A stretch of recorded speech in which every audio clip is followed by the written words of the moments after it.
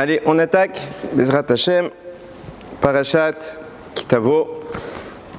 Alors, ce shiur est offert pour la Refoua Shelema du Rav Ron Moshe ben Aviva, du Rav Eliaou ben Elian, de Moshe ben Rachel, Naomi Simcha bat Rachel, Zari bat Fibi, Leilou Nishmat, Yehuda ben David, Zichrono Yocha, mon papi, Rachel bat Sulika, David ben Mesaouda, Gabriel ben Esther, Mathilda Noya bat Angel, Mesaouda Aboukrat bat Myriam Fedida, et vous m'aviez dit Simone Michel bat Armand. Simone Michel bat Armand Mathilde.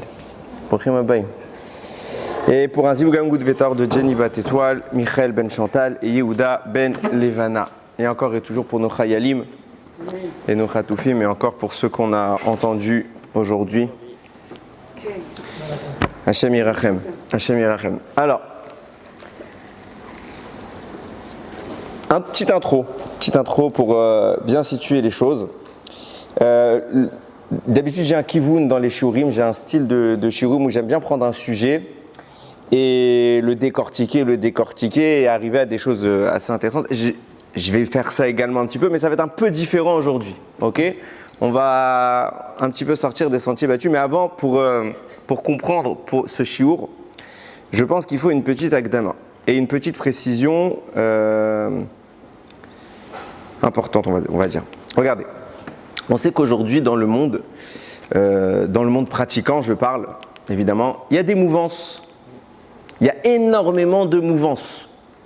Dans le monde pratiquant, je parle. Vous avez les Haredim, vous avez les sionistes, vous avez les Chassidim, et chez Chassidim, vous avez plein de Chassidim, etc., etc., etc. Je précise d'avance, je suis dans aucun de tout ça. J'ai une kippa noire, mais je ne suis pas Haredi du tout. Ok ? Si j'ai une kippa noire, c'est parce que quand j'avais 6 ans, mon papy, je lui ai posé la question, papy, pourquoi tu as la kippa ? J'avais pas la kippa, je suis un Baal Tshuva. Je lui ai dit, papy, pourquoi tu mets la kippa ? On n'est pas à la synagogue. Il m'a dit, parce qu'on doit mettre la kippa tout le temps. Je lui ai dit, alors donne-moi une kippa, il m'a donné celle-là. Bon, pas celle-là, depuis, je suis pas si sale que ça,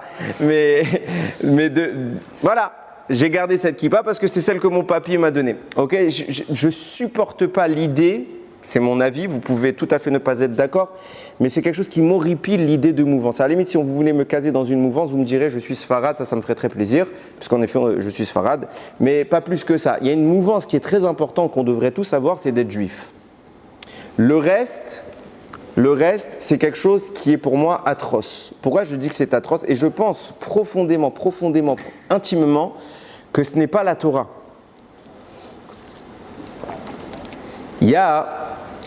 Vous avez sans doute tous déjà entendu parler, je caricature, la toute première chassidoute qui me vient à la tête. Vous savez c'est laquelle ? C'est la chassidoute de Beth Shammai et de Beth Hillel. C'est pas du tout une chassidoute, mais Beth Shammai, c'est une école fondée par un monsieur qui s'appelle Shammai. Beth Hillel, c'est une école fondée par un monsieur qui s'appelle Hillel. Et chaque élève suivait son maître. Ok, on est bien d'accord là-dessus. Mais on a une règle qui régit leur débat. C'est la halakha, elle est comme Beth Hillel. La halakha, c'est Beth Hillel. On suit tout le temps, à quelques exceptions près, on suit Beth Hillel. Mais dans tous les cas, je dis bien dans tous les cas, on va avoir une discussion entre Beth Shammai et Beth Hillel. La halakha, c'est Beth Hillel, alors on s'en fiche de Beth Shammai. Le premier qui est cité, c'est Beth Shammai. Toujours. Pourquoi ? Parce que l'avis de l'autre, il compte.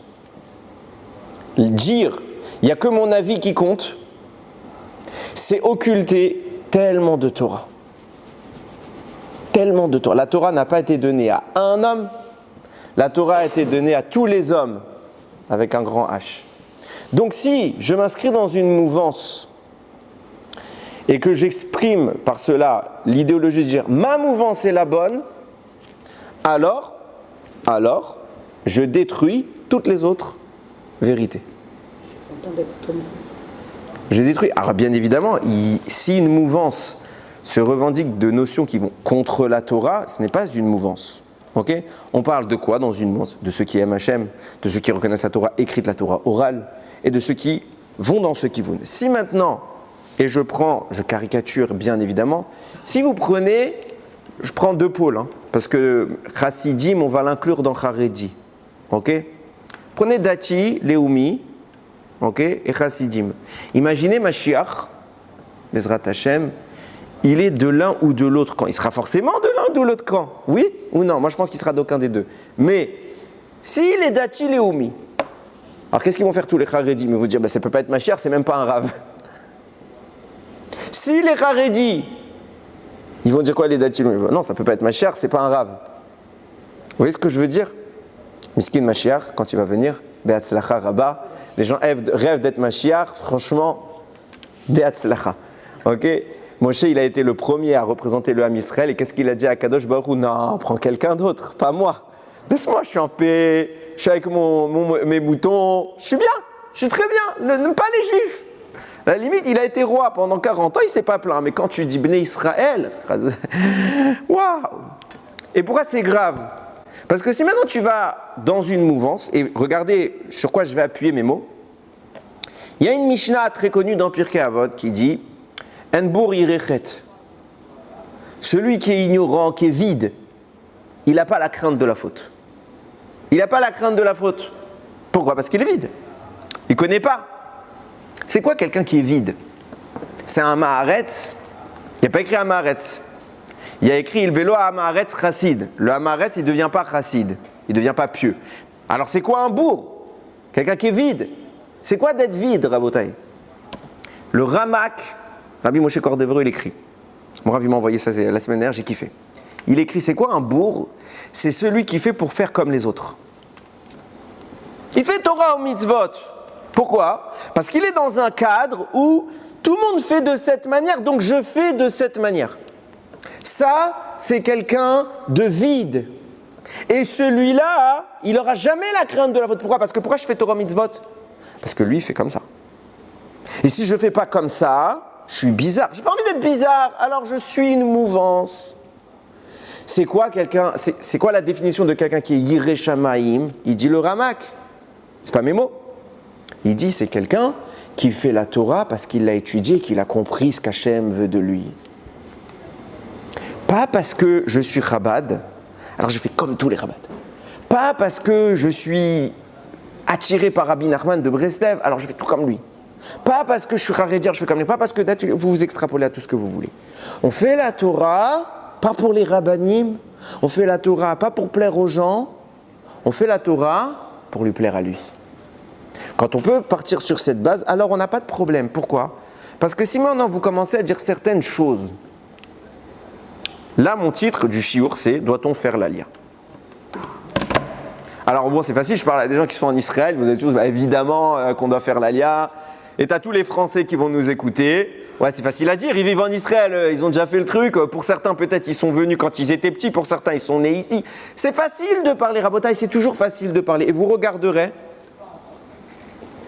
on croit toujours qu'on a raison et on a tendance à vouloir, 2 minutes, on a tendance à vouloir universaliser notre pensée. Quand vous êtes dans quelqu'un qui pense pas comme vous, par exemple, notre cas il est très précis. Les gens qui ont fait leur Aliyah, ils disent, mais les gens qui font pas leur Aliyah, mais ils sont à l'ouest. Mais comment ils font? Vous êtes des fous, regardez-vous comment ça se passe en France, comment ça se passe. Les gens qui font pas l'Aliyah encore, qui n'ont pas encore fait l'Aliyah, ils vont dire quoi? Ben alors, vous n'êtes pas mieux, vous avez des attentats, vous n'avez pas de Parnassa, vous avez. Ok, chacun a ses arguments. Et chacun il a ses œillères, et il dit, il n'y a que moi. Et quand tu vas avoir des gens qui sont dans cette situation-là, mais ils vont critiquer ceux qui ne pensent pas comme eux. Ils vont tout de suite te déstabiliser en disant « Oui, mais toi, tu es dans ton monde. Tu ne vis pas mon monde. » Et ça va dans les deux sens. Qui a raison? Qui a raison? On ne peut pas dire aucun. On ne peut pas dire aucun parce que c'est trop facile de dire aucun, comme ça on se dédouane. On doit savoir, la définition de qui a raison, c'est la définition de ce que Akadosh Baruch Hu veut. Et dire qu'Akadosh Baruch Hu ne veut ni l'un ni l'autre, ce ne serait pas compréhensible. Akadosh Baruch Hu veut des choses du Ham Israël. On va définir les choses plus en amont. Quelqu'un qui met les tefs et quelqu'un qui ne met pas les tefs, qui a raison? Celui qui met les tefs.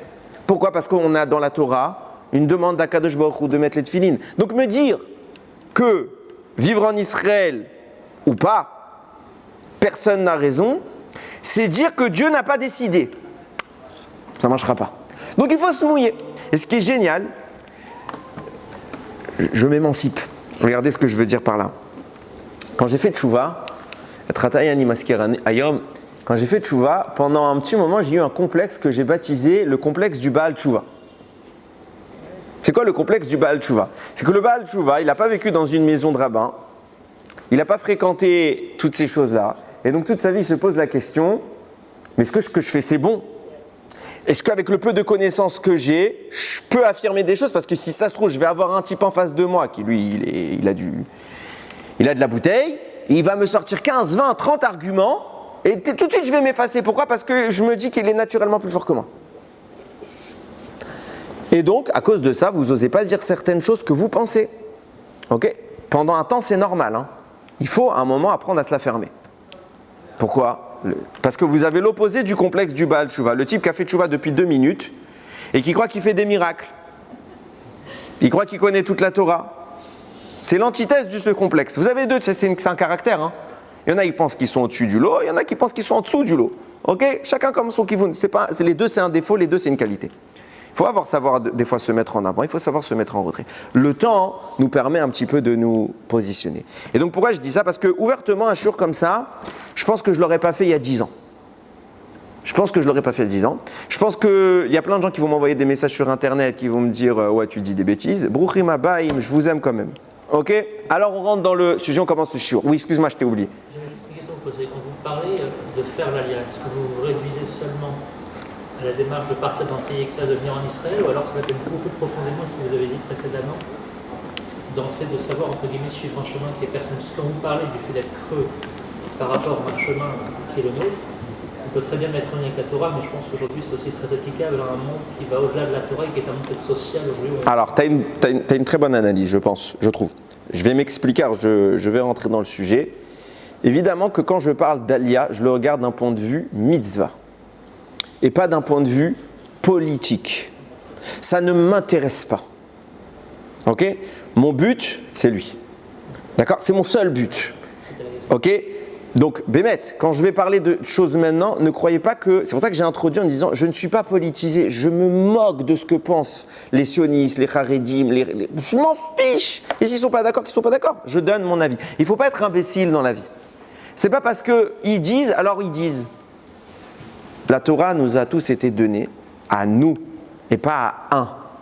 Chacun a l'obligation, ve'agitabo yomam va'laila, tu dois étudier jour et nuit. Pourquoi je dois l'étudier jour et nuit? Pour être un robot qui répète par cœur des leçons? Non, pour comprendre ces leçons. Pour comprendre ces leçons. Quand vous citez un rave, alors des fois c'est technique, c'est nécessaire, mais quand vous citez l'opinion d'un rave, mais que vous n'avez pas compris pourquoi il dit ça, à part si maintenant vous avez besoin d'une info pour tout de suite, 2 secondes, vous ne connaissez pas la reste que j'ai le droit, j'ai pas le droit, ok. Mais quand vous citez, vous enseignez quelque chose, vous voulez défendre un argument, mais vous ne savez même pas pourquoi le Rav il a dit ça, vous êtes des ânes. Nous sommes des ânes, des imbéciles. Le but, c'est pas de répéter comme des moutons, le but c'est de comprendre. Naasé, d'abord on fait, on doit d'abord faire, mais le but c'est Nishma. Si je piche rien toute ma vie dans ma Torah, je fais tout, mais j'ai jamais rien compris. Je suis un bourg, je suis vide. Et du coup, j'aurais pas la crainte des avérotes. J'aurais pas dit Ratchamaim. Pourquoi? Parce que je suis vide, je le fais par mimétisme. Le jour où j'ai pas de copie à suivre, alors je fais n'importe quoi. C'est ça qu'Hachem veut de nous? J'espère pas. Ça a donné des religions, ça. Ok. Allez, on attaque. Maintenant que j'ai fait ma... Petite présentation. Ve'aya kitavo el haaretz. Et ce sera lorsque tu viendras dans la terre. Asher Hashem Elokecha noten lecha nachala. Qu'Hashem ton Dieu te donnera en héritage. Virishta, tu vas en hériter. Tu en prendras possession. Ve'ashaftaba, et tu y vivras. Ok. Vient le harachaim. Déjà, je contextualise. A priori, le pasouk parle de l'époque de Yehoshua bin Nun, puisque Moshe Rabbeinu va mourir, il n'entre pas au désert, il sort pas du désert, il n'entre pas en Israël. Donc, Ve'aya maintenant, vous qui allez rentrer, quand vous rentrerez, voici quelle mitzvot vous allez devoir accomplir. Et là, en l'occurrence, c'est la mitzvah des bikurim. Ok? Vient nous dire le harachaim, Ve'aya, c'est pas le harachaim qui le dit, c'est pas nouveau, c'est écrit partout. Ve'aya, c'est un lachon de simcha, de joie, de réjouissance. Nous dit le harachaim, la seule véritable simcha, c'est en Eretz Israël. Je répète, c'est pas mes mots. Le Or HaChaim dit la seule véritable simcha, c'est en Eretz Israël. Tout de suite, vous allez me dire oui, à l'époque de Yoshua bin Nun, quand il y avait une obligation de vivre en Eretz Israël, puisqu'à l'époque, Hachem a demandé, on voit bien qu'ils n'ont pas voulu, les Meraglim n'ont pas voulu rentrer. Qu'est-ce que ça a provoqué? Une génération entière qui est morte dans le désert. Vous voulez pas? Mourrez là-bas. Donc vous allez me dire tout de suite, bah oui, eux devaient rentrer, Hachem leur a dit d'entrer. Nous, il nous en a chassés. Donc est-ce qu'il y a une mitzvah à Yom? Et regardez ce que dit le Or HaChaim, le passouk qui cite, pour démontrer qu'il n'y a qu'en Eretz Israël qu'il y a de la simcha, c'est un passouk que vous connaissez. C'est le Shir HaMa'alot Beshuv Hashem et Shivat Zion, qu'on chante régulièrement. Donc le fameux Shir HaMa'alot où on dit quand Beshuv Hashem et Shivat Zion, quand Hashem va ramener les rescapés, les captifs de Zion, Aïnou kel cholmim, on va arriver en Eretz et on va dire on était comme des rêveurs. De quoi on parle? Vous savez que à la destruction du premier temple, on a été exilé en Babylonie pendant 70 ans. Et au bout de 70 ans, on est remonté sur l'égide de Ezra à Sopher. Et eux racontent, Shir HaMa'alot, voilà que quand nous on est revenus, Aïnou kecholmim, on était comme des rêveurs. Et qu'est-ce qu'il dit là-bas? Azimale sechok pinu. Maintenant qu'on est revenu, notre bouche peut se remplir de srok, de rire, de sourire, de chant, etc. La joie, parce qu'on est retourné en Eretz Israël. Maintenant, celui qui analyse un peu ce passouk-là, que l'Or HaChaim l'a défini comme étant la base de la joie, celui qui vit en Eretz Israël, c'est la vraie simcha. Il voit qu'il y a une subtilité temporelle. Le verbe est conjugué de façon bizarre. Shir HaMa'alot Beshuv Hashem. Ok, c'est le chant qu'on a chanté. Beshuv Hashem, quand Hashem nous fait revenir. C'est l'époque de Babel. Donc c'est présent, à la limite un peu passé, comme ça, proche du passé. Donc quand on est venu, on aurait dû dire quoi? Alors nos bouches se sont remplies ou se remplissent de joie. C'est pas ce qui est écrit. Az Yimale. C'est un futur. Alors se rempliront nos bouches de joie.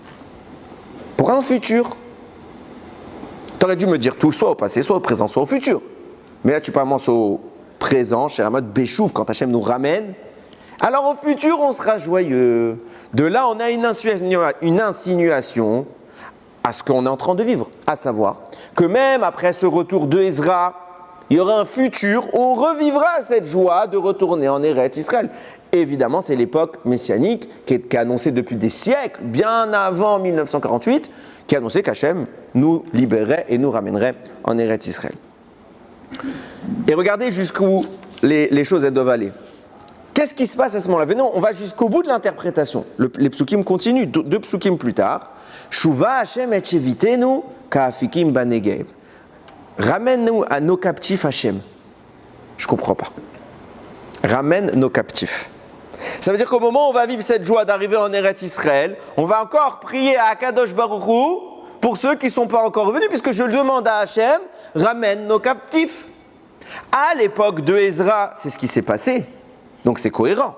À l'époque d'Ezra, seule une partie du Ham Israël est remontée, l'autre partie était restée en Babylonie. Donc eux priaient, ramène nos captifs. Mais puisqu'on a une insinuation au futur dans notre texte, on est obligé de dire que nous aussi, on doit dire ça. Ça signifie quoi?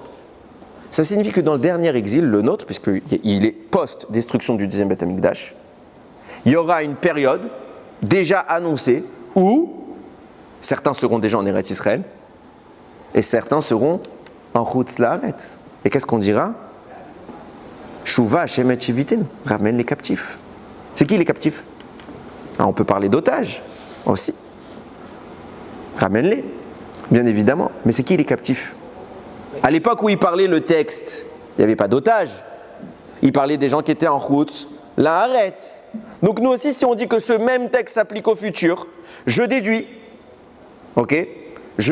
simplement, mathématiquement, que quand on sera en Eretz Israël, il y aura encore des gens en Chutz La'aretz. Il faudra définir maintenant c'est quoi ce quand on sera en Eretz Israël. Et nous qui serons en Eretz Israël, enfin du moins ceux qui le sont, prieront pour ceux qui sont en Chutz La'aretz. Déjà, tu as un premier rapport qui te dit que les gens qui seront en Chutz La'aretz prieront pour ceux qui sont, les gens qui sont en Eretz Israël prieront pour ceux qui sont en Chutz La'aretz. Si je prie pour eux et que c'est un Teilim, ça veut dire que c'est bien.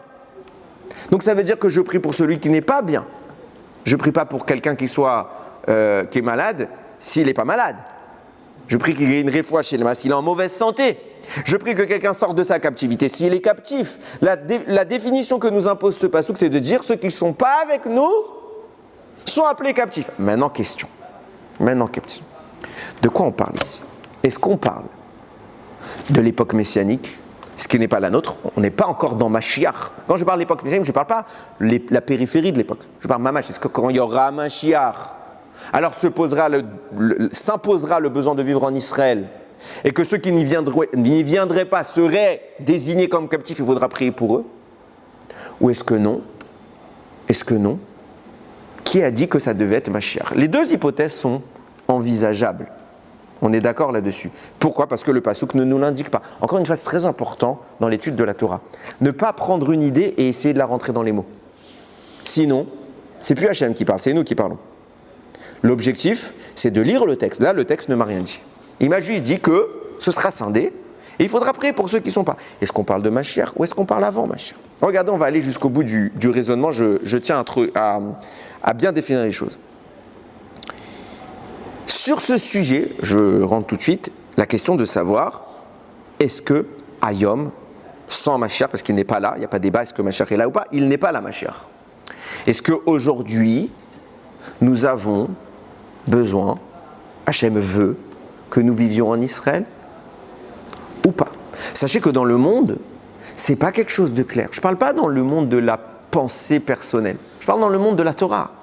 Il y a des rabbanim qui disent pas du tout. Des grands rabbanim. Et qui disent qu'il ne faut pas birklal adayom, il ne faut pas arriver en Eretz Israël. Jusqu'à Mashiach, quand il y aura Mashiach, on aura le droit de venir. Mais tant qu'il n'y a pas Mashiach, on n'a pas le droit de venir. Et ce n'est pas que les Neturei Karta qui pensent ça. Il ne faut pas croire.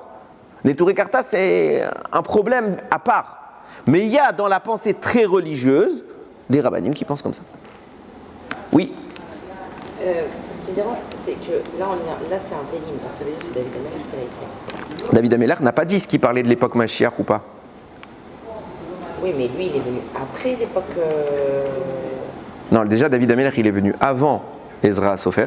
Okay, et il faut savoir que beaucoup de Teilim ont été dictés, enfin, David les a écrits sous esprit prophétique. Okay, il y a même des Neshamot qui sont venus lui parler pour lui donner certains Teilim. Okay, quand tu dis Tefila les Moshe, la prière de Moshe, Isha Elohim, tu peux pas dire que c'est David qui l'a inventé. D'accord? Oui, rapidement. Par rapport au fait de vivre en Israël, le texte précise juste le fait de vivre à l'étranger, donc de venir vivre en Israël, le fait de vivre en Israël et d'être toujours, entre guillemets, influencé par des lois qui nous disent qu'il devait vivre. Ça, c'est sûr que c'est pas. Encore une fois, je pense que tu vas comprendre à la fin.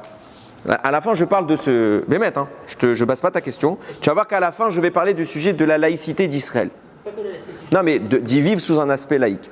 Et si ça ne te répond pas, tu viens me voir à la fin du shiur, si je peux te répondre. Ok, donc maintenant je rentre dans le... Et il y a des avis, donc je disais, qui sont absolument contre. Il y a des avis qui disent, bon, bah celui qui veut, il vient. Il y a des qui disent, non, absolument, il faut venir. Qui a raison? Alors je vais entamer exceptionnellement par une analyse un petit peu halachique. Ok? Et après, on va aller dans une notion un petit peu de Kabbalah, si vous me le permettez. Il y a un pasouk qui va définir les deux grands penseurs du sujet. Il y a écrit comme ça dans Bamidbar, Ve'orashtem et haaretz. Vous allez conquérir la terre. Vishavtem ba. Et vous allez y résider. Kilachem natati et haaretz, parce qu'à vous je vous l'ai donné, la rechet ota, pour en prendre possession. Vient Ramban, Nachmanide, il y a écrit clairement, vous allez conquérir Vishavtem ba, et vous allez y vivre. Du coup, mitzvah de la Torah, d'après Ramban, Nachmanide, mitzvah de la Torah de vivre en Eretz Israël. Mitzvah. Pire que ça, d'après Ramban, les mitzvot qu'on fait en Chutz Laaretz n'ont pas vraiment la même teneur. Je ne dirais pas qu'elles n'ont pas de teneur parce que ce n'est pas ce qu'il a voulu dire, mais elles n'ont pas la même teneur qu'en Eretz Israël. On les fait vraiment parce que pour être prêt à revenir en Eretz Israël. Ça veut dire que toute la galoute, d'après Ramban, le maintien des mitzvot, c'est pour vraiment être prêt à revenir en Israël. C'est ça l'objectif. Donc Ramban dit, cette mitzvah s'applique à l'époque de Yehoshua, et elle s'applique aujourd'hui. Mitzvah, c'est d'ailleurs le Ramban, il a voulu. Donc claire opinion très connue du Ramban. Vient le Or HaChaim sur ce pasouk. Il dit que quelque chose que Rashi n'a pas dit explicitement, Mais c'est comme ça que ça ressort de tous les gens qui ont lu Rashi qui comprennent. Il dit d'après Rashi, Ve'orashtem, c'est la mitzvah de conquérir Israël. Vishavtem ba, vous y résiderez, c'est une conséquence. C'est pas une mitzvah à part entière. C'est pas une mitzvah à part entière. La mitzvah, ce serait la conquête. De chasser tous les ennemis d'Akadosh Baruch Hu et tous les idolâtres de cette terre qui est sainte. C'est ça la mitzvah. D'après Rashi ne le dit pas explicitement. Et le Or HaChaim, il dit la lecture de Rashi qui dit la vraie mitzvah c'était la conquête, y vivre c'est une conséquence, mais c'est pas une mitzvah en tant que telle. Il dit la lecture de Rashi, elle semble plus vraie que celle du Ramban. Comme ça il écrit le Or HaChaim. Or HaChaim HaKadosh, c'est pas n'importe qui. Il semblerait donc dire que ça ressort, hein, le Or HaChaim il pense donc qu'il n'y a pas de mitzvah d'habiter en Israël. Celui qui dit ça, il n'a pas lu le Or HaChaim sur notre paracha. Premier, tout début, Or HaChaim sur notre paracha, sur Kitavo, il dit sur la mitzvah des Bikurim, sache qu'il y a 4 mitzvot. 4 mitzvot. Et dans les 4 mitzvot qu'il cite, et je vous le lis, je l'ai traduit en français, 3e mitzvah, l'installation dans la terre qui est une mitzvah en soi. Comme nous voyons combien nos sages ont exalté la mitzvah de s'installer en terre d'Israël. Tu ne peux pas me dire qu'il ne dit pas que c'est une mitzvah. Il vient d'écrire la mitzvah, l'installation en terre d'Israël, c'est une mitzvah en soi. Ah, alors comment ça se fait que là-bas, il n'a pas dit que c'était son opinion, il dit que la lecture du texte, elle est plus claire dans Rashi. Ça ne veut pas dire qu'il n'y a pas de mitzvah d'habiter en Israël. Peut-être que ce pasouk-là, ce n'était pas son objectif de parler de la mitzvah en Israël. Si je vous dis que le schéma Israël, le pasouk schéma Israël, Hashem Elokeinu, Hashem Echad, est-ce qu'il parle de la mitzvah d'habiter en Israël? Non, ce n'est pas son objectif. Ben pareil, là, la mitzvah dont le pasouk voulait parler, c'était la mitzvah de la conquête d'Israël. Donc il n'a pas présenté la mitzvah de vivre. Mais le Or HaChaim lui-même dit, je pense que c'est une mitzvah. Beaucoup pensent, comme le Ramban, que c'est une mitzvah. En face du Ramban, vous avez le Rambam, Maïmonide, sur lequel tous les autres s'appuient pour dire que ce n'est pas une mitzvah d'habiter en Eretz Israël. D'où on voit ça, que le Rambam, attention, Rambam, vous savez c'est qui Rambam? Il est appelé le maître des Rishonim. Ça veut dire que tous les rabbanim que je cite, Rashi, Ramban, etc., c'est l'époque des Rishonim. Celui qu'on appelle le maître des Rishonim, c'est le Rambam. Ok? Rambam, il a fait un sefer dans lequel il compte toutes les mitzvot, 613 mitzvot, et dans les 613 mitzvot, il n'a pas mis d'habiter en Israël. Du coup, nombre de décisionnaires disent, d'après Rambam, il n'y a pas de mitzvah d'habiter en Israël, parce que si c'était une mitzvah, ça fait partie des 613, il l'aurait écrit. Maintenant, sachez que sur Rambam, il y a 4 manières de voir les choses. Il y a qui disent, Bichlal, il n'y a pas de mitzvah. Qui comprennent Rambam, il n'a pas écrit, il n'y a pas de mitzvah. Il y a qui disent, non, c'est un Hersher mitzvah. C'est quoi un Hersher mitzvah? C'est un moyen pour accomplir une mitzvah. Vivre en Israël permet de faire certaines mitzvot que je ne peux pas faire en dehors d'Israël. Je ne peux pas faire la trouma, je ne peux pas faire le maaser, je ne peux pas faire la shmita en Chutz La'aretz, etc. Donc, si j'habite pas en Israël, je loupe ces mitzvot. Donc, c'est un moyen. Comme se marier. Est-ce qu'il y a une mitzvah de se marier? Non, la mitzvah, c'est d'avoir des enfants. Et le mariage est un moyen pour arriver à ça. Ok, c'est quelque chose de très kadosh. Mais ce n'est pas lui-même une des 613 mitzvot. Okay, donc il y a un avis qui dit qu'il n'y a pas de mitzvah. Sur le Rambam. Il y a un avis qui dit c'est un Hersher mitzvah. Il y en a qui disent non, il y a une mitzvah, mais elle est des sages. Aujourd'hui, ce n'est pas une mitzvah de la Torah, c'est une mitzvah des sages. Donc même d'après ça, Rambam pensait qu'il y a bien une mitzvah juste des sages. Et il y a d'autres avis qui disent non, Bichlal, c'est une mitzvah. Le Rambam pense que c'est une mitzvah. Seulement, il ne l'a pas compté dans les 613 mitzvot. Pourquoi? Parce que lui-même, il écrit dans son introduction dans ce livre-là qu'il ne va compter que les mitzvot qui sont individuels, pas un package de mitzvot. Dans la mitzvah d'habiter en Eretz Israël, il y a plein de mitzvot qui en découlent. Donc il n'a pas compté dans les mitzvot individuels. 4 avis sur le Rambam. Ok? J'ai quasiment fini mon introduction à l'Arik, après on va rentrer dans le raisonnement que je voulais vraiment aborder. Donc vous voyez bien que ce n'est pas stam, ce n'est pas un sujet. Mais il ressort, Ramban, mitzvah adayom. Rambam, 4 avis. Un qui dit pas du tout, un qui dit moyen, un qui dit plus que moyen et un qui dit oui mitzvah. Pour la petite info, Rav Ovadia Yosef Zatzal, ok, dans Yechavedat, tome 3, Siman 69, il dit jamais de la vie vous pouvez dire que Rambam pense que c'est pas une mitzvah de la Torah. Parce qu'il amène plusieurs endroits, on voit que Rambam pense clairement que c'est une mitzvah de la Torah. Alors il n'a pas écrit pour les raisons qui sont les siennes dans les 613 mitzvot, mais Rambam pense que c'est une mitzvah de la Torah. Et le Rav Ovadia Yosef, dans ce siman-là, il dit celui qui sort d'Eretz Israël, il faut qu'il ait une raison, mais qu'il sache qu'il doit tout de suite revenir. C'est pas ses mots, je ne suis pas encore en train de polémiquer. Je suis en train de rentrer les avis. Maintenant, je vais essayer d'entrer dans une notion qui est beaucoup plus subtile. C'est la Kabbalah. Il faut savoir que dans le monde de la Kabbalah, il y a une... Comment ? Ah, ok. Il y a une grande différence, c'est que dans le monde de la Kabbalah, il y a beaucoup moins de marloktot, beaucoup moins de divergences d'opinion. Ok ? Ça veut dire quoi ? Ça veut dire que c'est Rabbi Shimon Bar Yochai qui a initié vraiment le premier texte de Kabbalah, enfin un des premiers, c'est le Zohar, et plus tard le Harizal. Le Harizal, je vais introduire maintenant quelques notions, et vous allez voir que tout va se construire. La Gemara, Maseret Ketubot, elle dit, elle pose la question là-bas, dans un couple, c'est une Mishnah. Il y a un des deux, il veut vivre en Eretz Israël, l'autre il veut pas. On fait quoi ? Eh bien la Gemara, là-bas, la Mishnah, elle dit, on peut forcer. On peut forcer, comme ça elle dit. Après, il y a un débat comme ça sur la Mishnah. Il y a Rabbi Zera et Rabbi Yehuda. Rabbi Zera, il est tenant de l'opinion qui dit oui, il faut aller en Eretz Israël. Rabbi Yehuda, il est très opposé à ça. Et là-bas, il va définir 3 serments qu'Akadosh Baruch Hu a pris qui sont évoqués dans Shir HaShirim. Ishbati etrem. Quand il dit Ishbati, là-bas, il fait prendre des serments sur le Ham Israël. Et ces serments diront 3 choses. Les Bnei Israël ne doivent surtout pas revenir en Eretz Israël. Bechoma. Il dit en muraille. Ça veut dire quoi en muraille ? Rachid dit en masse. Comme ça il écrit. C'est la Gemara. Deuxième serment. Les Bnei Israël ne doivent pas se rebeller contre les nations. Troisième serment. Les nations n'ont pas le droit d'opprimer plus que de mesure les Bnei Israël. Comme ça, c'est écrit dans Maseret Ketubot, page 111. Vous voulez vérifier ? Allez-y. Bon, on voit déjà que les nations, ils ne se sont pas gênés pour transgresser le serment. Elles ont fait la méadrine, mina méadrine. Ils ont fait tout ce qu'il fallait pour dire, voilà, on ne peut pas nous dire on n'a pas fait notre job. Donc eux, ils ont transgressé leur serment. Mais Kitsour, on voit qu'Akadosh Baruch Hu, il a dit non, vous ne revenez pas. On l'a fait après. Non, ce serment a été pris. Quand on parle de ce serment qui est prophétique, on parle après la destruction du temple. Okay ?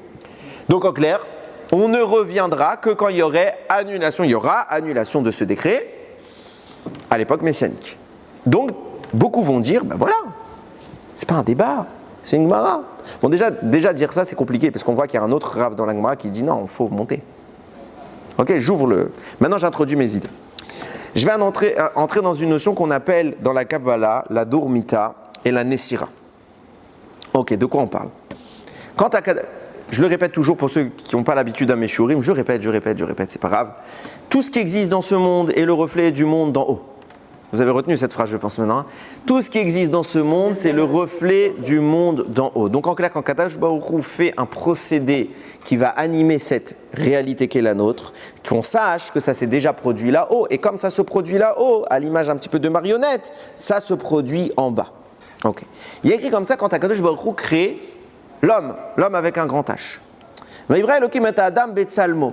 Dieu créa l'homme à son image. Betzelem Elokim baraoto, à l'image de Dieu il l'a créé. Zachar unkeva baraotam. Mâle et femelle, il les a créés. C'est qui mâle et femelle ? C'est Adam et Rava. Premier pasouk, la première fois qu'on nous parle de la création de Adam, c'est quoi Adam ? C'est un couple. C'est un couple. Clair, il n'y a pas écrit autre chose. Il n'y a pas écrit que l'homme il a été créé en premier. Il n'y a pas écrit que la femme elle a été créée en deuxième. Il n'y a pas écrit ça. Écrit Zarar unkeva bara otam. Mâle et femelle, il les a créés. Qui est le premier ? C'est pas écrit. Vous allez me dire, on connaît la suite. On va lire la suite. On continue. Donc en clair, on voit que Chava est présente depuis le début. Vous êtes d'accord avec moi ? Un chapitre plus loin, Akadosh Baruch Hu vient plus en détail sur cette création. Et il dit, Vemer Hashem Elokim lo taveyot Adam levado et c'est lo ezer kenegdo. C'est pas bien que le Adam soit seul. Je vais lui faire une aide contre lui. Déjà que le couple est une opposition contre lui. Pourquoi c'est écrit contre lui ? Alors moi c'est comme ça, à chaque fois que je parle dans un Sheva Brachot ou dans un mariage, je dis pas écrit contre lui, parce que les gens ils croient que le couple c'est caresse-moi dans le sens du poil. T'es le plus grand, t'es le plus beau, t'es le plus gentil, t'es la plus grande, t'es la plus belle, t'es la plus gentille. C'est faux. C'est tellement faux. Le couple c'est l'opposition. Ça veut dire quoi? Pas l'opposition dans la dispute, l'opposition dans la construction. Ça veut dire que quand il y a quelqu'un qui n'est pas parfait, l'objectif de son conjoint, c'est de lui montrer ce défaut. Votre conjoint c'est votre tikkun, Rabotai. Moi, je le dis tous les jours à ma femme. je lui dis, c'est mon tikkun. Pourquoi? Parce que là où il y a une attitude qui est installée chez nous, elle n'est pas installée chez l'autre. Est-ce que cette attitude est bonne? Si elle est bonne, elle ne dérangera pas. Si elle n'est pas bonne, elle dérangera. Donc, si la personne en face de vous est dérangée par quelque chose qui vient de chez vous, c'est qu'Akadosh Baruch Hu a voulu qu'il soit dérangé. Et il a voulu vous montrer par cela que dans ce sujet précis, tu n'es pas parfait. Donc c'est pour ça que ton épouse, elle est keneged, elle est contre toi. Pas parce que elle a un défaut qu'elle ne te supporte pas. Non, elle va te montrer qu'il y a un défaut. Et pareil pour l'homme avec la femme. Si une femme laisse son mari dormir tous les matins au lit jusqu'à pas d'heure, elle loupe son job. Le but d'une femme, sur ce sujet, c'est que quand arrive l'heure de la tfila, elle lui met un coup de pied qui tombe du lit. Parce qu'il faut qu'il aille à la tfila. Non, Baruch Hashem. Non, ça, Chesed Hashem, je vais pas me plaindre. Baruch Hashem, je me lève. Si, je peux pas me vanter de beaucoup de choses, mais c'est rare que ma femme se lève avant moi. Ok, à part si bébé il pleure. Derek Klal, c'est ça le principe. Et pareil dans l'autre sens. Ok, donc Keneged. On voit que Hachem dit c'est pas bon qu'il soit seul. Alors va y appeler Elohim, Hachem Elohim, Tardema al ha-Adam. Hachem a fait sombrer sur Adam une sorte de sommeil, une torpeur. Vaïchan, il a dormi. Vaïkar mitzal rotav, vaïskor basav, tartena, vaïven Hachem Elohim et tatsela, asher la karmina Adam leisha. Donc il lui a prélevé une côte, vous connaissez, et il en a fait une femme. Là, on a une description successive. On n'avait que l'homme, comme ça que c'est décrit dans le deuxième passage que je viens de citer, et de là est sortie la femme. Ok. Rashi dit, mais je comprends. Enfin, on a deux manières de voir les choses. Première explication, pshat, sens pur. Non, la première fois qu'Hachem il a parlé de Adam et Chava au féminin masculin, il a parlé généralement, et après il est revenu détailler ce qui s'est passé ce jour-là. Ok, ça c'est le sens simple. Rashi rapporte lui-même, non, les deux sont vrais. Il a créé Adam et Chava en même temps, et il a créé Chava après Adam. Pourquoi? Parce qu'ils sont nés, Adam est né avec les deux, d'où partsoufim, deux faces. Ils étaient côte à côte, enfin dos à dos. Et Akadosh Baruch Hu est venu, il a endormi et il les a séparés. Et de là sont nés Adam et Chava. Qui est né en premier? Personne. Qui a été terminé en premier? Sans doute Adam. Ça veut dire que d'abord il a recousu entre guillemets Adam et après Chava. Mais en réalité, dans la naissance décrite par la Torah, il n'y a pas eu de premier. Oui. Mais du coup, si on suit ça, il n'y a pas d'histoire de côte. Si c'est dos à dos, pourquoi on parle de... La côte, ça veut dire le côté. Comme ça, c'est écrit dans Rashi. Rashi, il donne l'exemple du Mishkan. Ok. Et là-bas, il donne le Tsela à Mishkan, le côté du Mishkan. Donc, c'est l'autre côté. Oui. Mais est-ce que dans la côte, il n'y a pas aussi cette idée de contenance de ce que l'homme ne peut pas être? Bah forcément, si tu prends un élément, tu le coupes en deux, ce qu'il y a dans l'élément B n'est plus dans l'élément A. À la base, j'explique ce que je veux dire. À la base, c'était une entité que j'ai scindée. Ça veut dire que c'est pour ça qu'on lui dit Ishto ke gufo, ta femme c'est comme ton corps. Pourquoi? Parce que ce qu'il y a chez ta femme, c'est ce que toi tu n'as pas.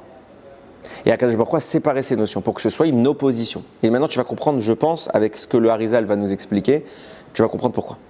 On va essayer du moins. On va essayer. Donc, on a bien compris qu'il y a une séparation des deux, alors que les deux étaient pareils. Cette séparation-là, cette torpeur qu'Adam a vécue s'appelle la dormita. C'est, j'ai envie de traduire l'anesthésie générale. Ok? Cette séparation dans la Kabbalah s'appelle la Nessira. On a séparé les deux entités en deux. D'où cela vient? Ça, c'est sur le plan physique. Maintenant, quand j'ai dit en introduction, tout vient d'en haut. Parce que c'est exactement ce qui se passe sur le plan métaphysique. À savoir que nous dit le Harizal. Dans les mondes d'en haut, il y a des mondes masculins, il y a des mondes féminins. Et les mondes sur lesquels nous on est attenants, sur lesquels qui nous intéressent, sont dos à dos. Le masculin et le féminin sont dos à dos. Qu'est-ce que Akadosh Baruch Hu fait? Il fait la dormita.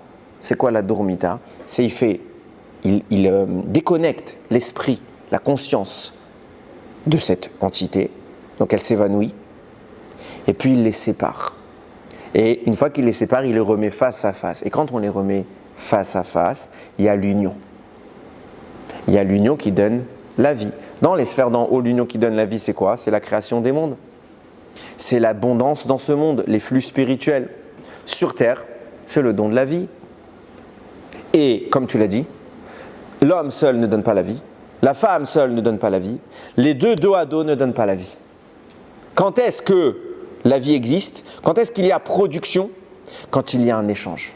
Et s'il n'y a qu'une unité qui n'est pas dans l'échange, alors je ne peux pas travailler un potentiel qui est exclusif à l'un et à l'autre. Je m'explique.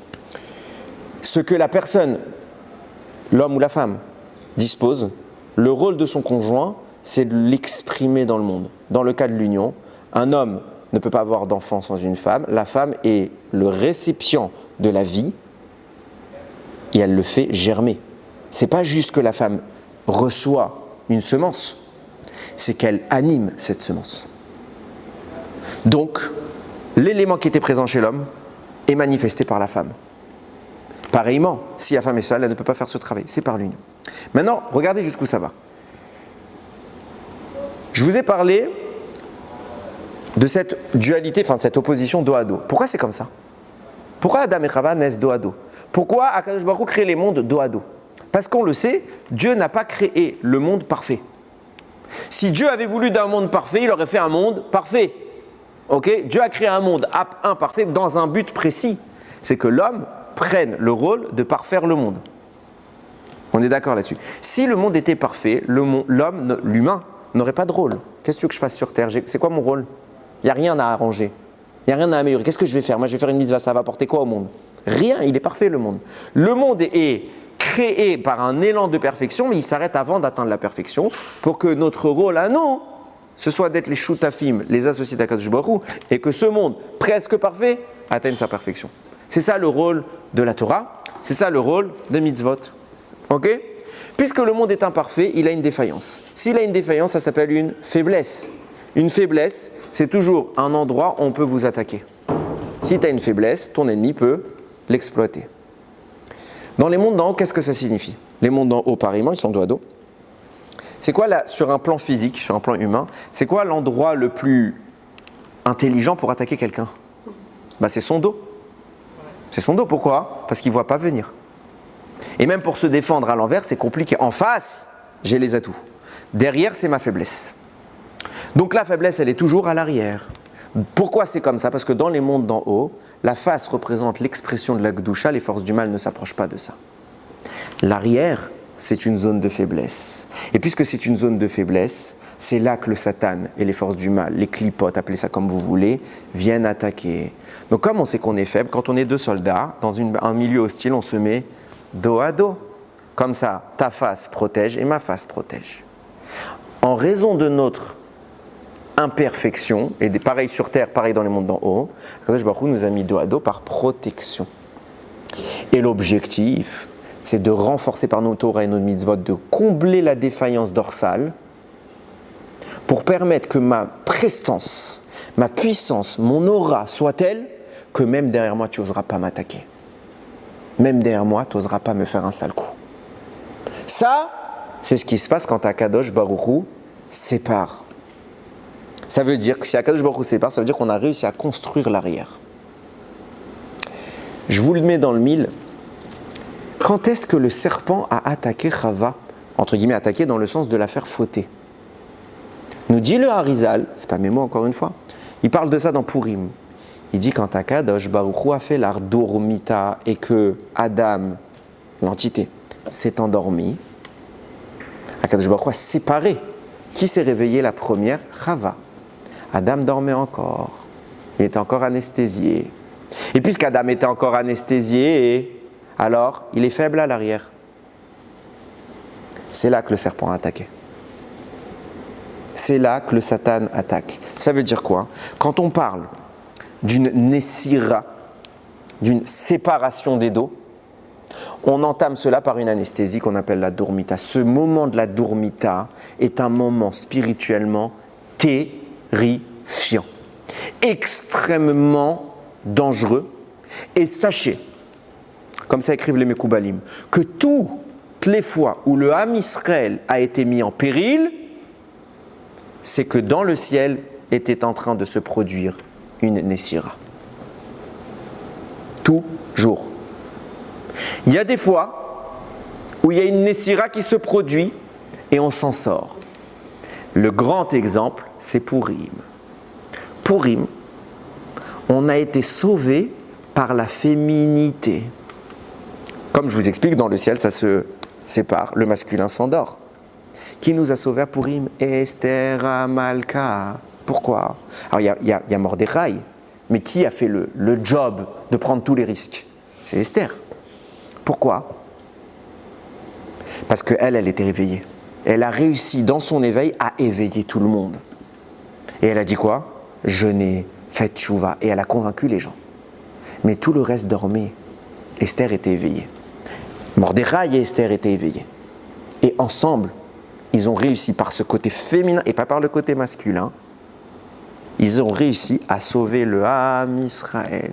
Malheureusement, l'histoire témoigne qu'il n'y a pas toujours une Esther et un Mordechai. Il y a eu des fois où il y a eu des catastrophes. C'est parce qu'on n'a pas eu cette Esther et ce Mordechai. Regardez, je vais aller plus loin. Maintenant que je vous ai introduit cette idée de la Nessira, ok, de cette posture défensive, qu'est-ce qui se passe quand il y a ce zivoug? Quand on va produire, l'objectif c'est d'acheminer les mondes jusqu'à leur sommet. On arrive au paroxysme de l'existence et c'est ça toute la notion, et c'est comme ça que Rachamim l'écrivent, et j'ai failli oublier de vous le dire. Vous avez dans les textes qui évoquent Mashiach, vous avez là-bas, on parle des douleurs de l'enfantement de Mashiach, relevé l'Eda. Et les 9 mois aussi. Non, on parle ça à une naissance. On parle des douleurs, et il y a des rabbins qui disent que ça se passe, mais que je ne sois pas là pour le voir. Tellement que c'est terrifiant, les douleurs de la naissance du Mashiach. Nous disent Chachamim, c'est quoi ces douleurs de la naissance du Mashiach? C'est tout ce que je viens de vous décrire. C'est quand il y a la dormita, quand il y a séparation céleste, et que dans le ciel, on dort. Et il y a un danger. Il y a un danger qui est terrifiant. Le mal le sait. Et le mal ne se gêne jamais pour attaquer à ce moment-là et pour causer les pires catastrophes de notre histoire. Tu peux donner un exemple un peu par rapport J'y viens, je vais y venir. Si tu me laisses vraiment, je vais y venir. Vraiment, c'est un sujet délicat, donc je vais essayer de prendre le temps. Nous dit le Emet le Yaakov, c'est un grand Mekoubal. Il dit, il ne faut pas croire que la Nessira, c'est juste une fois comme ça. Il y a énormément de niveaux de Nessira, de séparation céleste. Je donne un exemple. Il y en a une qu'on fait à chaque fois qu'on fait une tfila. Tout le temps, quand on fait la tfila, la Hamida, c'est que ceux qui connaissent les kavanot de Kabbalah de la Hamida, vous verrez que pour faire la première bracha, que tout le monde met à peu près combien de temps pour la faire aller? 7, 8 secondes, Magan Avram. Il y a quoi? Il y a 30 mots? Tout le monde met 7, 8 secondes. Un Mekoubal, sa bracha, lui, a fait plus d'une centaine de pages. Il n'y a pas des mots à prononcer, il n'y a pas plus de texte. Mais lui, il sait ce qui est en train de se passer, il est mitkaven tout ça, il a l'intention de provoquer tout ça. Et quand vous arrivez au mot Be'ahava, séparation. Mais c'est pas très grave, pourquoi? Parce que ça dure 2 secondes. Donc là, il n'y a pas vraiment de risque de faire cette file-là. Ça dure quelques secondes, tout de suite ça se met en face. Donc on n'est pas en danger. Ça, c'est une Nessira quotidienne. Il y a des événements où ça se produit plus tardivement. Il y a une énorme Nessira qui crée un jour qu'on appelle Yom Hadin, le jour de la rigueur. C'est quand ce jour? Rosh Hashanah. Rosh Hashanah nous dit, le Emet le Yaakov, c'est la Nessira de l'année, de tous les jours qui vont se produire dans l'année. La source qui va générer tout ça, c'est la Nessira de Rosh Hashanah. C'est pour ça que c'est un jour de rigueur. C'est pour ça que dans le ciel, le Satan, il fait quoi? Il nous accuse, parce qu'il sait qu'à ce moment-là, il y a une Nessira, donc on fait dodo. C'est pour ça que c'est pas trop bien de dormir Rosh Hashanah, surtout le matin. Il ne faut pas dormir parce qu'on ne veut pas que la Ossa dorme. Et qu'est-ce qu'on fait à Rosh Hashanah? La mitzvah de Rosh Hashanah, on sonne du shofar. Pourquoi? Parce qu'il faut qu'il se réveille, Bashamaim. On sonne du shofar pour réveiller. Parce que la Ossa dort. Entre guillemets, il y a une dormita, c'est dangereux. Réveille-toi, il t'attaque. Alors nous, on se lève tôt le matin. Et on prie très tôt, pas tard. Je me rappelle en France, Blainara, on pliait tard. Non, on se lève tôt. On ne cherche pas à dormir à Rosh Hashanah. Alors il y a un moment où c'est moutar al pi halakha de dormir, c'est l'après-midi.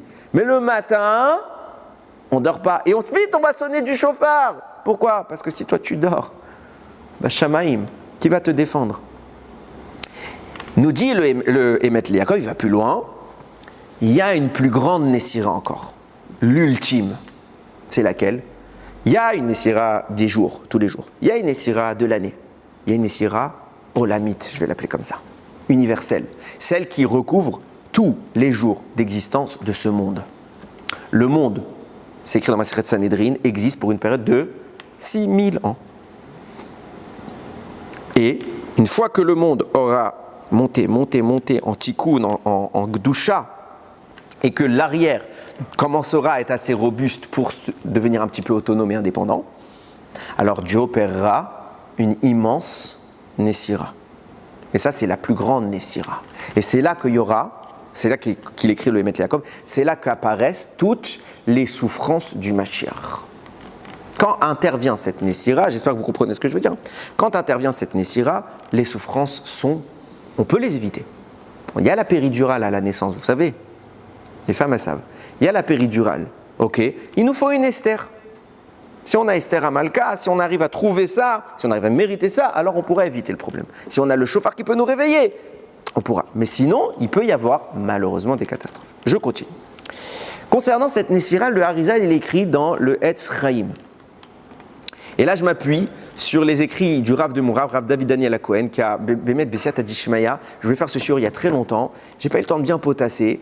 Et il y a un ami à moi qui m'appelle, il me pose quelques questions sur le sujet. Je lui dis, tu sais, Bezrat Hashem, j'espère cette année, peut-être je le ferai Yom Hatzma ou tout quelque chose comme ça. Je ferai ce sujet, c'est le sujet d'actualité. Et j'ai pas eu le temps encore. Et Bessiat Adishmaya, je tombe cette semaine, j'ouvre le Sefer du Rav et je vois combien il a amené de références kabbalistiques, etc. C'est un immense Mekoubal, c'est pas un petit Mekoubal. Je dis, Chasdei Hashem, qu'est-ce que je l'aime ce Rav. Écoutez bien. Il amène le texte du Harizal dans le Etz Chaim. Là-bas, dans le Etz Chaim, il est écrit, si je me rappelle bien, Shahar Kaf Aleph, chapitre 2. Là-bas, il met que quand il y aura le Bet Hamikdash Ashlishi, quand il y aura vraiment le retour, alors cette Nessira s'opérera, ok, il va y avoir cette Nessira, donc on va passer en position, au lieu de dorsale, on va être à face à face. Mais la femme, enfin le féminin, ne sera pas à la même stature que le masculin. Avant que le côté féministe qui anime vos cœurs, mesdames, se réveille, j'explique. Il faut bien un équilibre. Non. Vous connaissez cette histoire de la lune qui s'est plainte à Hachem, qui a dit que deux rois ne peuvent pas utiliser la même couronne. Ouais. La lune, elle a dit, moi je viens éclairer dans une partie de la journée, le soleil vient éclairer une partie de la journée, on fait le même boulot. Pourquoi il y a deux rois, il faut un roi? Et qu'est-ce qu'Hachem a dit? Ok, t'as raison, alors restreins-toi. Ok. Ça, c'est la description des mondes d'en haut. Après, ça se produit dans les mondes d'en bas. Qu'est-ce qui se passe? Chava va être l'instigatrice de la faute. Adam dormait. C'est elle la première qui consomme le fruit. Et elle va vivre une punition à cause de ça. Et c'est pas moderne de dire ça, mais vous allez voir que je suis pas contre certaines choses. Je suis contre certaines choses modernes, mais pas tout. La Torah va dire à Chava que l'homme va la dominer, qu'elle aura des souffrances à l'accouchement, etc., etc. Et vous regardez l'histoire, quasiment de l'humanité, bah, la femme, elle avait un statut social très restreint par rapport au statut social de l'homme. D'où ça vient? Comment Hachem il avait créé? Je vous dis d'abord, ça vient des mondes en haut, la lune et le soleil. Comment ils avaient créé? Pareil. Est-ce que Hachem a voulu que l'un soit plus grand que l'autre? C'est pas écrit. Quand est-ce que l'un est devenu plus lent que l'autre? Quand il y en a un qui a quelque part fait une bêtise. Pareil chez l'homme et la femme. Pourquoi l'homme domine la femme en tant que punition? Tout simplement parce que ce n'était pas le cas avant. Si je te dis je te punis dorénavant, tu as ça, ça veut dire que tu ne l'avais pas avant. Donc la Torah décrit Adam comme dominant Chava. Qu'est-ce qui se passe? C'est comme ça que ça s'est passé à peu près dans toute l'histoire de l'humanité. Baruch Hashem, on arrive dans les derniers siècles. Et il se passe quoi? Les douleurs de l'enfantement, je n'ai pas dit qu'elles ont parti, mais aujourd'hui, on a des techniques sophistiquées de médecine qui atténuent et qui sauvent énormément de femmes. Avant la naissance, c'était un moment de vie ou de mort. On voit que le problème d'enfanter, je n'ai pas dit qu'il a disparu, mais il se résorbe. Donc en clair, la punition de Chava, elle arrive presque à sa fin. Pareillement, il y a une émancipation qu'il n'y avait pas avant. D'où ça vient? Les gens croient que ça s'est passé comme ça, bémicré. D'un coup, Hachem il a maudit, il a puni, il a sanctionné la femme et d'un coup il dit non, ben ça y est. Non, si Hachem retire quelque chose de ce monde, c'est qu'il estime que c'est fini. Donc qu'est-ce qui se passe? Là où jusqu'à maintenant, la femme s'était motus et bouche cousue, ben maintenant elle peut ouvrir sa bouche. Qu'est-ce qui se passe? D'où ça vient? C'est ce qu'on appelle précisément un tikkun. C'est réparé. Il y avait un problème. C'est pas un problème natif. C'est pas Dieu qui a voulu que l'un soit supérieur à l'autre. Il n'y a pas de supériorité de l'un à l'autre. Il y a des différences qu'il faut considérer. Et l'objectif, c'est de remettre au même pied d'égalité. Maintenant que vous avez compris ça, je peux vous dire ce que dit le Harizal. Il dit quand il y aura le Beth Amikdash, on va se décoller là-haut, mais l'homme sera au-dessus de la femme. Féminin sera au-dessus du masculin. Viennent tous les commentaires de Kabbalah et disent mais comment c'est possible? Quand arrive Mashiach, quand arrive le Beth Amikdash, c'est que le monde est réparé. Si le monde est réparé, alors il n'y a plus de hiérarchie, ça devrait être face à face, même taille, même stature. Et il écrit là-bas Rabbi Yehuda Petaya, un immense Mekoubal. C'est pas quelqu'un qui étudie le Harizal, c'est impossible qu'il dise j'étudie pas Rabbi Yehuda Petaya. Ça n'existe pas. Bethléem Yehuda, c'est un livre phare sur les écrits du Harizal. Ça n'existe pas quelqu'un qui va nier Rabbi Yehuda Petaya. Ok, il dit quoi? Il dit non parce qu'il y aura deux temps. Il y aura deux temps. Il y aura le temps où les Bnei Israël vont revenir sur leur terre. Et sachez, c'est ces mots, qu'à la seconde où la terre d'Israël redevient propriété de Israël, du Ham Israël, tout de suite cette Nessira s'opère. Mais le monde n'est pas encore réparé. Le simple fait de vivre en Israël témoigne de la première étape. Et quand il y aura le Beth Amikdash, alors d'abord il y a retour en Eretz Israël, donc séparation, on est dos à dos, on repasse face à face, mais avec un nivelé comme ça. Et Beth Amikdash, on remet à la même hauteur. Qu'est-ce qu'il écrit clairement? Qu'avant qu'on arrive à l'époque de la fin des temps, on doit d'abord faire cette Nessira. Cette Nessira est conséquente à la venue du Ham Israël en Israël. Clair? Clair. Le Harizal, c'est ce qu'il a voulu dire. Et il n'y a personne qui contredit Rabbi Yehuda Petaya sur ce sujet. Mais j'ai pas fini. Donc on est clair, dans le texte, il explique quoi? Quand Israël revient sur sa terre. Alors on pourrait dire, ouais, mais ça peut être avec Mashiach. Peut-être qu'il revient avec Mashiach. Et donc peut-être qu'avant Mashiach, non. Je reviens sur ce que je vous ai dit tout à l'heure. Vous savez, ces trois promesses où je vous ai dit qu'Hachem a interdit. Il a interdit de revenir. Et le Harizal ne va pas contredire ce qu'il y a écrit dans la Gemara là-bas. Pourtant, on a des prophètes. Qu'est-ce qu'ils écrivent? Il y a un prophète qui s'appelle Yoël, qui parle de la fin des temps, de la guerre finale, Gog ou Magog. Et là-bas, il écrit comme ça. Vayakol, Asher Ikra, Beshem Hashem, Yimalet. En ce moment-là, tout celui qui invoquera le nom d'Hachem sera sauvé. Ki be'ar Tzion ou Yerushalayim tiye peleta. Parce que sur le mont de Tzion et à Yerushalayim, le salut sera assuré. Kasher Amar Hashem, comme Hashem il a dit. Ou Vasiridim, Asher Hashem Koré. Et parmi les survivants, qu'Hachem il choisira. Vient le Malbim, il explique, il veut dire quoi ce pasouk? Et il dit clairement le Malbim. Sache que Yemot HaMashiach, ce sera comme à l'époque de Ezra à Sopher. Il y aura des Juifs en Eretz Israël, il y aura des Juifs en Chutz Laaretz. Tout celui qui sera à Tzion et à Yerushalayim, il sera sauvé. Il sera sauvé. Alors Tzion, c'est pas tout Eretz Israël. C'est Yerushalayim, c'est la ville. Il y a des avis qui disent qu'on parle d'ici allégoriquement de tout Eretz Israël. Mais ceux qui seront en Chutz Laaretz, c'est pas sûr. Comme ça il écrit, c'est pas mes mots. Chas v'shalom. Jamais je me permets de dire ça. C'est pas sûr. Qui sera sauvé en Chutz Laaretz? Celui qui sera appelé à Kadosh Baruch Hu comme il faut. Qui sera invoqué à Kadosh Baruch Hu, sauve-moi, sauve-moi. Qui va prier à Kadosh Baruch Hu. Et il précise quand même, il a dit que je veux retrouver le texte, il dit ce sont les justes, les tzadikim, qui appelleront à Kadosh Baruch Hu. Mon but n'est pas de dire qui sera sauvé, qui ne sera pas sauvé. On est en train de dire quoi dans les prophéties de Yoël? Il y aura des gens qui seront en Chutz Laaretz, il y aura des gens qui seront déjà en Israël. Et de quoi on parle? De quoi on parle? Est-ce qu'on parle mamash une fois que Mashiach arrive? Mamash ou avant? le Harizal, pas le Harizal, son élève, le Raphaïm Vital, il écrit noir sur blanc. Toute la promesse qui est écrite dans Maseret Tuvot, page 111, interdisant aux Bnei Israël de monter en Eretz Israël, parle d'une période précise de l'histoire qui s'écoule depuis la destruction du temple jusqu'à le 5e millénaire. Quand commence le 6e millénaire, donc de l'an 5000 à l'an 6000, non seulement que la promesse est annulée et qu'il y aura de l'amour à vivre en Israël, noir sur blanc.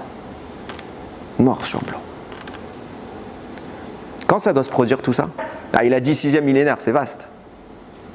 Il y a, excusez-moi si le shiur va être un peu plus long aujourd'hui, mais c'est pas grave, je me laisse. Si quelqu'un doit partir, qu'il ne se gêne pas, très spécialement. Ça ne me vexe pas. Il y a un Gaon de Vilna qui dit, vous voulez savoir où est écrit et décrit tout le 6e millénaire? Il dit noir sur blanc, enfin il n'est pas écrit là, c'est pas vrai, pas noir sur blanc. C'est un enseignement oral, mais que beaucoup de ces talmidim m'ont réécrit. Ok? Il dit, tu veux savoir où est-ce que la description du 6e millénaire est faite? C'est un livre entier qui s'appelle Dvarim. Le livre de Dvarim, qu'on lit actuellement, est la description du 6e millénaire. Il comporte 10 parashiot, en réalité 11, mais il écrit lui-même, Nitzavim Vayeler, en fait, c'est qu'une seule qu'on coupe en deux. Ok, donc ça fait 10 parashiot. Chaque parasha correspond à un siècle des 10 siècles. Ok? Donc Devarim, c'est de l'an 5000 à 5100, etc. Va être Hanan, 5100, 5200. Ok. Notre paracha, nous, c'est Kitavo. C'est donc la 7e paracha, donc le 7e millénaire, de l'an 5600 à 5700. Notre paracha, Kitavo, 5600, 5700. Comme par hasard, si un jour je dis à quelqu'un, quelle est la paracha de toutes les malédictions? Il va hésiter entre deux. Entre Bechukotai, qui en contient 49, et Kitavo, qui en contient 98. Laquelle en contient le plus? Kitavo. S'il y a une paracha qui contient des malédictions, Kitavo. Pourquoi? Parce que dans ce siècle-là va se passer des grandes choses. Comment elle commence la paracha? Kitavo el haaretz. Quand tu viendras dans la terre. C'est laquelle paracha? La 7e. Celle qui parle du 7e siècle qu'il y a dans le 6e millénaire. En clair, de l'année 5600 à l'année 5700. Qu'est-ce qui s'est passé de l'an 5600 à 5700? Il y a eu les 2 guerres mondiales. Avec un détail. Vous vérifierez les dates, hein, j'ai tout vérifié. Avec un détail. La 2e guerre mondiale, qui est arrivée avec l'apothéose de l'horreur, la Shoah, elle finit un peu après. Ah, ça marche pas, l'explication, elle était trop belle, hein. Ça marche pas. Sauf que, Rashi. Donc si vous me dites que la Shoah a eu lieu au début du siècle d'après, donc dans le 8e siècle, ça correspond à la paracha suivante, qui s'appelle Nitzavim. On est d'accord? Vous me suivez jusque-là? Ok, regardez ce que Rashi écrit en introduction de Nitzavim. C'est Rashi, c'est pas moi. Ok, vous pouvez tous le trouver. C'est sur le pasouk 12 du chapitre 29. Rashi écrit. Pourquoi la paracha Nitzavim, elle suit la paracha Kitavo? Rashi il dit parce qu'ils ont entendu les malédictions. Ils sont tous devenus blancs. Alors Moshe les a un petit peu réconfortés. Il a dit, mais attendez, relax. Atem Nitzavim ayom. Vous êtes tous devant Akadosh Baruch Hu, vous tenez encore aujourd'hui. Vous avez déjà fauté, Hachem ne vous a pas éradiqué. Ok? Donc il les rassure un peu. Et Rashi, quand il parle des malédictions, il dit ils ont eu très peur des 49 malédictions de Bechukotai et des 100 moins 2 malédictions de Kitavo. 100 moins 2 font bien 98. Vient le Khatam Sofer, il dit pourquoi tu dis 100 moins 2? Genre, t'avais un peu de lignes à compléter dans ton texte. Alors, t'as dit, tu sais, comme quand tu étais au bac et que tu devais faire un certain nombre de mots, etc. Tu dis, je vais mettre cette phrase, la même chose, mais avec plus de mots. Rashi, 100 moins 2 dit 98. Pourquoi t'as pas écrit 50 moins 1 pour les 49 de Bechukotai? Non, 100 moins 2 pour 98. Pourquoi? Dit le Khatam Sofer. Parce qu'il existait encore 2 malédictions plus terrifiantes que les 98 précédentes. Et les Bnei Israël, c'est de ça qu'ils avaient peur. Pourquoi ils avaient peur de ces deux-là, qui ne sont pas écrites tellement elles sont terrifiantes? Parce que les 98 qui sont écrites, plus les 49 qui sont écrites, ça fait 147. Yaakov a vécu pendant sa vie 147 ans et il a pris que ces 147 ans nous protègent des 147 malédictions. Mais les deux qui restent, il ne nous a pas protégés. Et les Bnei Israël, ils sont devenus blancs. Quand est-ce que ces deux malédictions sont évoquées? Au début, tout début de Nitzavim, 8e siècle du 6e millénaire. Et là-bas, il risque de se passer quoi? Quelque chose de terrifiant, ce qu'on a appelé quoi? La souffrance de la naissance du Mashiach. Donc, quand est-ce qu'elle a lieu cette Nessira? Olamite. C'était la Shoah. C'était la Shoah. C'est pas mes mots. Comme ça, il écrit Rav David Daniel Cohen, et c'est pas le seul. Hein. Tous les Mekoubalim me disent comment il y a eu une Nessira, comment il y a eu une Shoah. Parce qu'il y a eu une Nessira. Je ne suis pas en train de dire, oui, je ne suis pas prophète. Je ne suis pas en train de justifier la Shoah. Je ne suis pas en train de dire, ouais, de toute façon, on était destiné à mourir. Non, ça c'est un sujet bifne atzmo. On n'était pas destiné à mourir. On voit bien qu'on aurait pu éviter ça. Ce qu'a fait Hitler, il est totalement responsable. Je ne suis pas en train de dire, ça devait se passer. Non, puisque les forces du mal, personne ne leur a dit d'attaquer. Qu'on soit clair là-dessus. Ok? Pachamaïm, il cuit à petit feu. Ok? Tranquillement. Et je pense qu'il n'est pas prêt de sortir. Donc il se passe quoi? Mais il y avait deux malédictions. L'accouchement. J'ai dit qu'on avait deux malédictions qui ont été cachées. Et elles sont insinuées au début de ce 7e siècle, de ce 8e siècle. Donc on a eu la Shoah. Plus tard, un peu récemment, on a eu une autre. On a eu 7 octobre. Alors je ne suis pas prophète, je ne suis pas en train de dire que c'était ça. Mais c'est énorme. On ne parle pas d'un petit pogrom. Un pogrom, c'est déjà pas justifiable. On ne parle pas de 10 morts. On ne parle pas d'un attentat. On parle de l'horreur. Les deux événements de ce siècle, il n'y en aura plus, Bezrat Hashem, qui sont terrifiants, les plus gros, c'est la période Shoah. Et depuis qu'on est rentré en Israël, il y a eu des morts, il y a eu plein de morts. Mais le plus marquant qui nous fait encore pleurer à Dayom, c'est ça. Nessira. Faiblesse, danger, mais c'est quoi le but de la Nessira? C'est qu'on se réveille après. Et malgré l'horreur, malgré que le serpent a attaqué Adam et Chava et qu'ils ont perdu tout ce qu'ils avaient, ils se sont en finale mis en face et de là va naître un espoir. Qu'est-ce que ça produit? Un zivug bashamaim. Qu'est-ce qui se passe tout de suite? Et c'est là que je dis kitavo. On arrive à Eretz Israël. Je ne dis pas que la Shoah est une justification qui nous permet d'arriver à Eretz Israël. Pas de mon propos encore. C'est pas mon propos, je m'en moque de ça. Je ne suis pas en train de justifier comment ça se passe. C'est mal la Shoah, point final. Mais, comme ça a été écrit bien avant moi. Je continue. Je vous lis une lettre du Shla HaKadosh. Le Shla HaKadosh a écrit dans son livre une lettre de Rabbi Shlomo Halevi Al-Kabetz. Vous le connaissez tous, c'est lui qui a écrit les Chadodi. Qui chante pas les Chadodi Shabbat? Personne. Je vous la lis en hébreu. Si je la retrouve, normalement je l'ai gardée et je l'ai photographiée. Je vous lis. Alors j'introduis parce que sinon vous n'avez rien pigé, je suis à l'ouest. Il raconte lui-même, Rabbi Shlomo Al-Kabetz, qui était un élève de Rabbi Yosef Karo. Ok? Rabbi Yosef Karo, c'est l'auteur du Shulchan Aruch. Rabbi Yosef Karo, il a pris ses élèves le soir de Shavuot pour faire la veillée avec eux. Et ils ont étudié toute la nuit. Et Rabbi Shlomo Al-Kabetz, il écrit, c'est sa plume, il dit à ce moment de la nuit, la bouche de Rabbi Yosef Karo a changé de voix. Ce n'est plus lui qui parlait, il a été investi, comme ça il témoigne, il a été investi par la Shekhinah, la présence divine, qui s'est mise à s'adresser au groupe d'élèves qui étaient présents. Et il les a loués, kol hakavod, ce que vous venez de faire, le limoud particulier que vous avez fait. Et, au milieu de l'histoire, il est comme ça. Vechazar ve'amar, et la parole d'Hachem elle a repris son discours. Il leur dit, Ashrechem banai, réjouissez-vous mes enfants, shuvu el limudechem ve'al tafsiku rega, retournez à votre étude et ne vous interrompez pas un instant. Et qu'est-ce qu'elle rajoute? Ve'alou le Eretz Israël.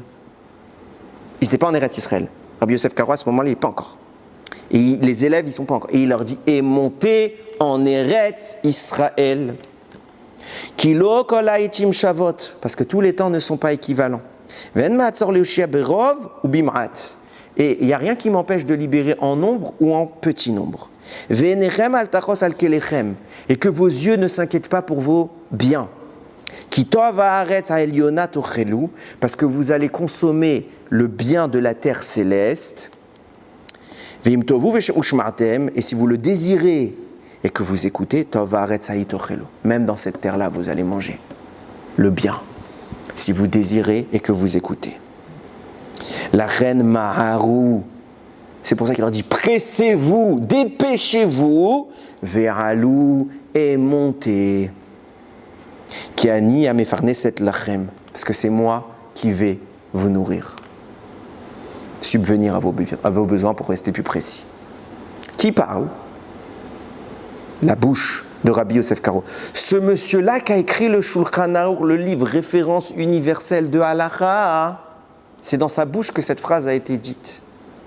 Alors vous allez me dire, bah ouais, c'est peut-être une histoire comme ça. Qui l'a écrit cette histoire? Rabbi Shlomo Alkabetz. Si tu crois pas, arrête de chanter les Radodis tous les Shabbats, hypocrite. Arrête. Si tu me dis non, mais c'est parce que ça doit être une histoire de sioniste, je suis pas sioniste, je me moque de tout ça. Si tu crois pas à ça, ne chante plus les Radodis, puisque ça aussi c'est un bobard. Qui était le Rav chez qui ça s'est révélé? Rabbi Yosef Karo. Après, il n'a pas écrit dans Shulchan Aruch, parce qu'il n'a pas parlé de ça dans Shulchan Aruch, tout simplement. Rabbi Yosef Karo. Alors vous allez me poser une question, et c'est là que j'ai dit que je vais tenter de répondre à ce que tu as demandé tout à l'heure. Ah ok, on a compris. Je pense que c'est assez clair pour tout le monde. Alors pourquoi, si vraiment Akadosh Baruch Hu veut, il leur a dit, on a compris quand est-ce que ça s'est passé, tout ce qui s'est passé pendant le siècle passé, etc. On a tout compris, Baruch Hashem. Pourquoi quand tu as envoyé les Bnei Israël en Israël, t'as pas mis un Talmid Chacham? T'as pas mis les Talmidei Chachamim, les grands du monde? T'as mis qui? Sans juger, c'est pas mon propos. T'as mis des gens laïcs. Bah, si c'était ta volonté qu'on retourne, c'est pour qu'on fasse Torah Mitzvot. Pourquoi tu passes par des laïcs? Tu m'étonnes que tous les gens qui sont pas laïcs, ils vont hésiter, ils vont se dire ouais, c'est pas clair tout ça. Et ils ont raison. C'est dangereux. Qu'est-ce qui va être cet état? On va faire Shabbat dans cet état, on va pas faire Shabbat. On va étudier la Torah, on va mettre les tefilines. Ça va être quoi cet état? On sait pas. Tu mets des laïcs, ben moi je m'inquiète. Pourquoi tu as fait ça? Alors le débat avant, quand ça se produit, la création d'Israël, que les gens s'inquiètent ou pas, ne s'inquiètent pas, c'est légitime. Aujourd'hui, on voit que la Metsiout, elle est de notre côté. Akadosh Baruch Hu, il est en train de réveiller le Ham Israël. Mais pourquoi tu as fait comme ça? Pourquoi tu n'as pas fait Yachar? Ben, à mon humble avis, lui, Rav David Daniel Akohen, il donne une autre raison. Il dit parce qu'il fallait que le Erev Rav monte d'abord. J'y reviendrai un petit peu. Et à mon humble avis, je vais comparer ça à un autre événement. Il y a une comparaison logique à faire. On voit que les deux fois on est monté en Israël, par Yehoshua et par Ezra Sofer, ça s'est mal fini. Les deux fois destruction du temple, les deux fois exil. Et à chaque fois c'était un Rav qui était sous l'égide. Mais après les Rabbanim n'ont pas suivi. Mais il y avait un Rav. Je pense qu'Hachem il a changé d'itinéraire. On voit ça, je vous donne un exemple. On voit dans la Torah qu'il y a des unions très gravement interdites. Très gravement. On ne se marie pas avec deux sœurs. C'est interdit. C'est une abomination. On ne se marie pas avec sa tante. C'est une abomination. Comme ça, c'est écrit dans la Torah. On ne se marie pas si par exemple un couple il s'est marié, la femme elle a divorcé, elle s'est remariée. Après, Chas v'Shalom, elle redivorce, elle veut retourner avec son premier mari. C'est une abomination, Hachem il interdit. Pourquoi je vous dis tout ça? Parce qu'on vient tous d'une abomination. Yaakov il s'est marié avec deux sœurs. Hello. Le plus grand homme de l'histoire c'est qui? Moshe. Sa mère s'appelle Yochevet, son papa s'appelle Amram. Yochevet c'est la tante d'Amram. Assour. Ah ouais. Mieux que ça. Amram, il avait décrété, à cause des morts qui étaient les garçons qui étaient jetés dans le Nil, il s'est séparé de sa femme. Pas tout le monde a accepté le décret. Qu'est-ce qu'elle a fait? Sa femme, elle s'est remariée avec un autre. Et le de là, il va avoir deux garçons, Eldad et Médad. Ils sont mentionnés dans la Torah. Après, elle va se remettre avec Amram. Oh, déjà c'était interdit la tata, maintenant tu te remets avec la femme que c'est. Wouh! Qui sort de là? Le plus grand homme de l'histoire. Je vous raconte pas l'histoire de David Améler, il est tard. C'est pire. Il vient d'un inceste, Moab, le délire total.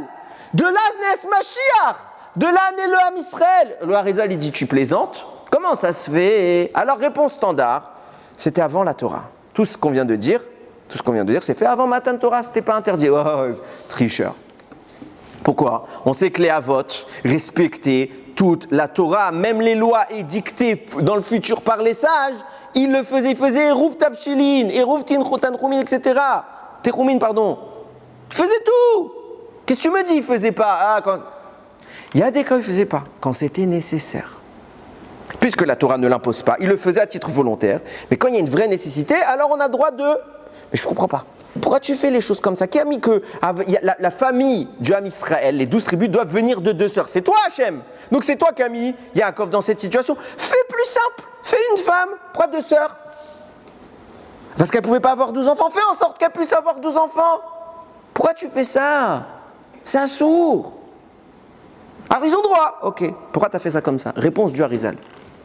Parce que Akadosh Baruch Hu a consciemment accepté qu'il y ait le mal dans le monde. Pour qu'il y ait un libre arbitre. S'il n'y a pas de mal dans le monde, il n'y a pas de libre arbitre. Pour que le mal puisse agir, il faut qu'il ait une marge de manœuvre. Donc Akadosh Baruch Hu a laissé ce monde sous des règles majoritairement dominées par le mensonge, le mal. C'est pour ça qu'on appelle ce monde le Olam HaSheker, le monde du mensonge. Le Satan, quand il sait qu'il y a quelque chose qui va tourner contre lui, il empêche. Quand il y a une Neshama qui va descendre, cette Neshama s'appelle Moshe. Tu crois qu'il va la laisser descendre? Jamais. Exemple. Quand Avraham Avinu, il a voulu faire la Akedat Yitzhak, pendant 3 jours, le Satan va faire quoi? Il va tout faire pour tuer Yitzhak. Pourquoi? C'est pas juste. Hachem, il veut que je fasse une mitzvah, laisse-moi tranquille. Donne-moi Yetzer Hara à me faire hésiter, mais ne va pas tuer l'élément qui me permet de faire la mitzvah. Si Yitzhak meurt, il n'y a plus de mitzvah et c'est pas de ma faute. De quel droit il fait ça, le Satan? C'est ça le libre arbitre. Qu'est-ce qu'il a fait Abraham? Il a caché Yitzhak. Pourquoi on cache le chauffard jusqu'à qu'on le sonne? Parce qu'on ne veut pas que le Satan il vienne attaquer le chauffard. Pourquoi? Mais j'ai une mitzvah maintenant, Hachem, tu ne vas pas le laisser attaquer. Si, c'est ça le monde. Quand il y a une énorme Neshama qui va descendre dans ce monde, qu'est-ce que fait le Satan? Il attaque. Quand la Neshama des 12 tribus va descendre, le Satan il dit, bien sûr qu'elle descende, je le tue dans le ventre de sa mère. C'est écrit que quand Zérach il est né, Zérach et Péretz ils sont nés, Péretz c'est l'ancêtre de David Améler, ok, le Satan est venu pour le tuer. Et c'est Zérach qui l'a protégé. C'est pas Stam. Quand tu crois que les 12 tribus vont naître, le Satan il va dire, allez-y, l'homme Israël, celui qui va faire ma perte dans ce monde, qui vienne. Qu'est-ce qu'Hachem il fait? Il le laisse attaquer. Donc pour éviter l'attaque, parce qu'Hachem reste le maître, alors à distance il agit. Et il endort le Satan. Comment? Il dit, regarde, t'as vu cette Neshama là? Il faut qu'elle descende, on est d'accord, elle va descendre un jour ou l'autre? Ok. Le Satan dit, ouais, descends, je la tue. Qu'est-ce qu'Hachem il fait? Parce qu'il lui laisse cette prérogative, c'est les règles qu'Hachem a voulu. C'est pas qu'il est soumis. Hachem respecte les propres règles, c'est les règles qui régissent ce monde. Je dis, regarde, on va faire un deal. Ne la tue pas, je te fais un deal. Au lieu que je la fasse descendre chez un grand rabbi, qui va faire de cette Neshama un grand sadique, viens, je la descends dans la pire, la plus vile des impuretés. Comme ça, dès le début, cette Neshama, elle est pourrie. Et au lieu de nourrir le bien, elle va nourrir le mal. Deal. Qu'est-ce qu'il fait? Il prend 2 sœurs, que c'est une abomination dans la Torah. Mais c'est avant Matan Torah, donc on peut jouer. Et il fait marier Yaakov avec elle, qui naît là-bas. 12 tribus, le Satan, il dit, génial, toute la Touma de ce monde, elle est là-bas. Ça va être tous d'Ershaïm. Ils sortent comment? 12 tzadikim. Allez, là on a le Goël, celui qui va donner la Torah. Là on passe à un cran encore un peu plus dangereux. Tu sais quoi? Non, je ne vais pas faire juste 2 sœurs. Je vais faire la tata, qui a divorcé, qui s'est remariée. On fait mot compte double. Ça te va? Allez, Moshe Rabbeinu. Le type, il vient, le plus grand sadique de l'histoire. David Améler. Inceste, ça te dit? Ça te dit inceste? On a déjà fait la tata, on a déjà fait le remariage, on a déjà fait les 2 sœurs. Il reste quoi? Inceste. On fait inceste? C'est ce qui s'est passé. Lot, avec ses filles, ça te va? C'est pas assez? C'est pas assez? Amon et Moab, on n'a pas le droit de les convertir. Viens, on convertit route. C'est pas clair. On continue? Peut-être que la maman de David, elle aurait trompé Ishaï. Ceux qui connaissent l'histoire, elle n'a pas trompé, mais tout le monde croit que David est un mamzer. Ça te va? Je peux pas plus là, il n'y a plus rien dans la liste. Ça te va? Il naît David Améler. Au final, il n'y a rien de pas cachère dans la naissance de David, elle est Théora. Mais en apparence, celui qui ne connaît pas les détails, il croit qu'il y a eu. Comment Hachem il fait? Il endort. Parce que si officiellement, il met les énormités de ce monde en termes de Gdusha, le Satan, il ne laisse pas passer. Pareil. Il a fait quoi? Il a envoyé Yoshua Binoun. C'était C'était génial. On a conquis Israël. On était tellement terrorisés que le Satan, il n'a pas réussi à nous attaquer. Mais laisse-le faire. Il a pris le temps. On a été chassés. Il a envoyé Ezra à Sopher. On est remonté. Ezra, il était trop fort. Laisse le temps. Les autres, ils ne sont pas aussi forts. Eux, je vais me les faire. Il a réussi.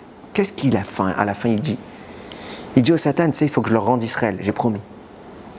Je ne laisserai pas faire. Je ne laisserai pas faire. Il dit, non, mais j'ai encore un deal à te proposer. Viens, on ne met pas des religieux. On fait un État laïque.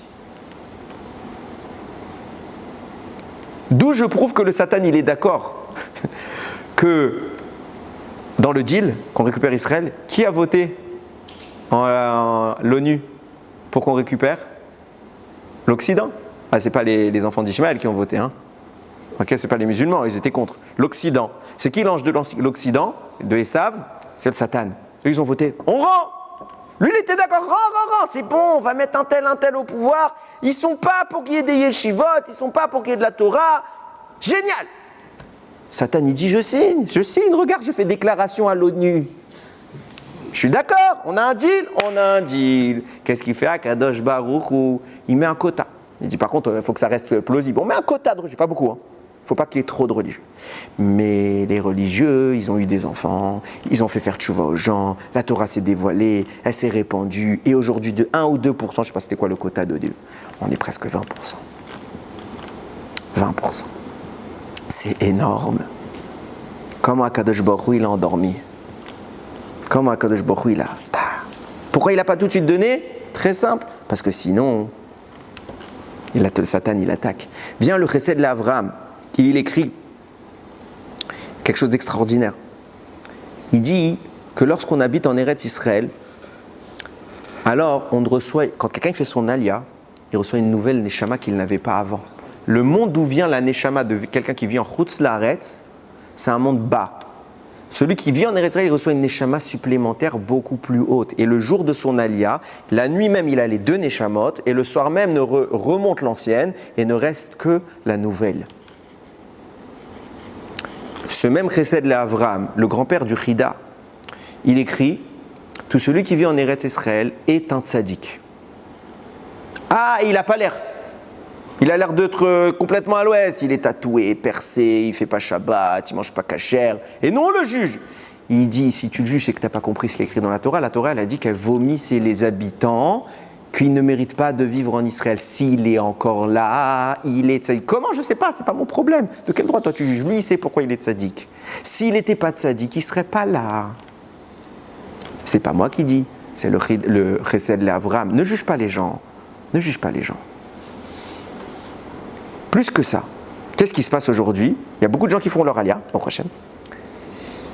Vous avez compris, pour ceux qui n'ont pas compris, que je suis dans le kivoun de dire qu'il faut faire l'alia. Au cas où quelqu'un en doutait encore. Il y a beaucoup, mais il y en a qui s'en vont. Il y en a qui s'en vont. Pourquoi ils s'en vont? Alors il y en a qui ont peur, on ne peut pas juger. Il y en a qui disent, j'ai vu une fois une vidéo, il y a un gars qui dit, je ne m'identifie plus à l'état actuel d'Israël, à cette religion qui s'impose à nous, etc. Pourquoi il s'en va? Parce que la Torah, elle a dit, celui qui vient en Israël est un tzaddik. Toi, tu n'es pas tzaddik. Alors Hachem, il te fait partir. Je n'ai pas dit que tous ceux qui sont déjà partis d'Israël, ce n'est pas des tzaddikim. Ne me faites pas dire ce que je n'ai pas dit. J'ai dit que ceux qui sont contre la Torah et qui partent d'Eretz Israël, c'est ça. Le Zohar Hadash, pas Hadash, Tikkuné Zohar, page 49, 49a. Il dit là-bas, il dit que dans le ciel, on demande à Akadosh Baruch Hu pour que le Mashiach puisse se dévoiler. Enlève le Erev Rav qui habite en Eretz Israël. D'abord, on l'enlève pour que Mashiach il arrive. C'est pas mes mots. Tikkuné Zohar. C'est pas mes mots. Regardez, je vous raconte cette histoire et je termine parce que je ne veux pas vous. Il y a les slichot le matin quand même. Il y a un admour qui s'appelle le Saba Kadisha Mirozin, un immense rabbi. C'était pas un sioniste. Ok, il n'avait pas, faut pas qu'on dise Kippat Sruga, etc. Il était pas sioniste. Je vous garantis que c'était pas un sioniste. La dernière année de sa vie, ses élèves racontent le Seder de Pessah qu'ils ont passé avec lui. Et ils se disent, il était très âgé, très faible, très faible. Là, je cite le livre du Rav en question que je vous ai dit tout à l'heure, le Keter David de Rav David Daniel Cohen. Il était très faible, mais arrivé au moment du siddur, il avait une itlaavout, il avait une ferveur, un entrain, un enthousiasme énorme. Et les élèves qui ont vécu ce siddur avec lui racontent qu'ils ont eu des dévoilements ce soir-là que jamais dans l'histoire ils ont personne. C'était quelque chose de spécial. Ok. Il arrive au Veish Hamda. Il leur a fait des révélations toute la soirée. Il arrive à Veish Hamda et il se met à répéter Veish Hamda plein de fois, pas une fois, pas deux fois, pas trois, 42 fois. Il y a des avis, il a rapporté ici, qui disent plus que 60, plus que 72 même. C'est des avis, ok, ça fond. On va dire 42 fois, c'est déjà pas mal. Et à la fin, la dernière fois, quand il arrive à chez Loechad Bilvad Amad Alenu Lechalotenu, parce qu'il n'y en a pas qu'un seul ennemi qui s'est levé contre nous pour nous détruire, il l'a dit en une demi-heure la dernière. Et il a pris le temps. Et après, il a pris la parole. Et regardez ces mots. C'était l'année, que je ne me trompe pas, 5610. Ça fait plus de 100 ans, presque 200 ans. Ok. Yavozman, viendra un temps, c'est la dernière année de sa vie, c'est pas un monsieur Kaparoua Hakodesh, c'est quelqu'un de très haut. Yavozman, viendra un temps, chez Umot Haolam, où les nations, Yisneu et Am Israël, Sinat Mavet, où les nations détesteront le peuple juif d'une haine mortelle. Là, il parle au pluriel. Ma femme me faisait remarquer, elle me dit généralement, ma femme c'est quelqu'un qui a beaucoup fait de l'histoire, elle était prof d'histoire, elle me dit généralement dans l'histoire, à chaque fois qu'il y a eu un problème avec les juifs, c'était un pays, quelques endroits comme ça, c'était pas tout le monde. Elle m'a dit là on est en train de ressusciter tous nos ennemis. L'Espagne y revienne, l'Allemagne y revienne, tout le monde revient, tout le monde, c'est plus un, c'est tout le monde. C'est-à-dire qu'on croyait qu'on avait fini avec eux, ça y est, l'inquisition c'est fini. Non, on est toujours là les gars. On a été gentils, maintenant on montre qui on est. On a fait les hypocrites. Maintenant, ils viendront toutes les nations avec une haine de mort. Et quand tu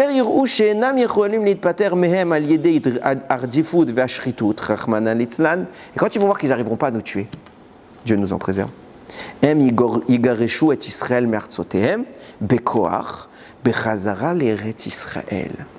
vont nous dégager avec force de leur terre pour nous conduire en Eretz Israël.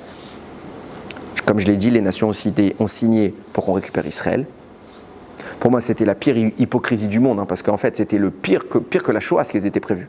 Parce qu'à la seconde, parce que là, on était des Juifs dispersés dans tout le monde. C'était dur de nous tuer.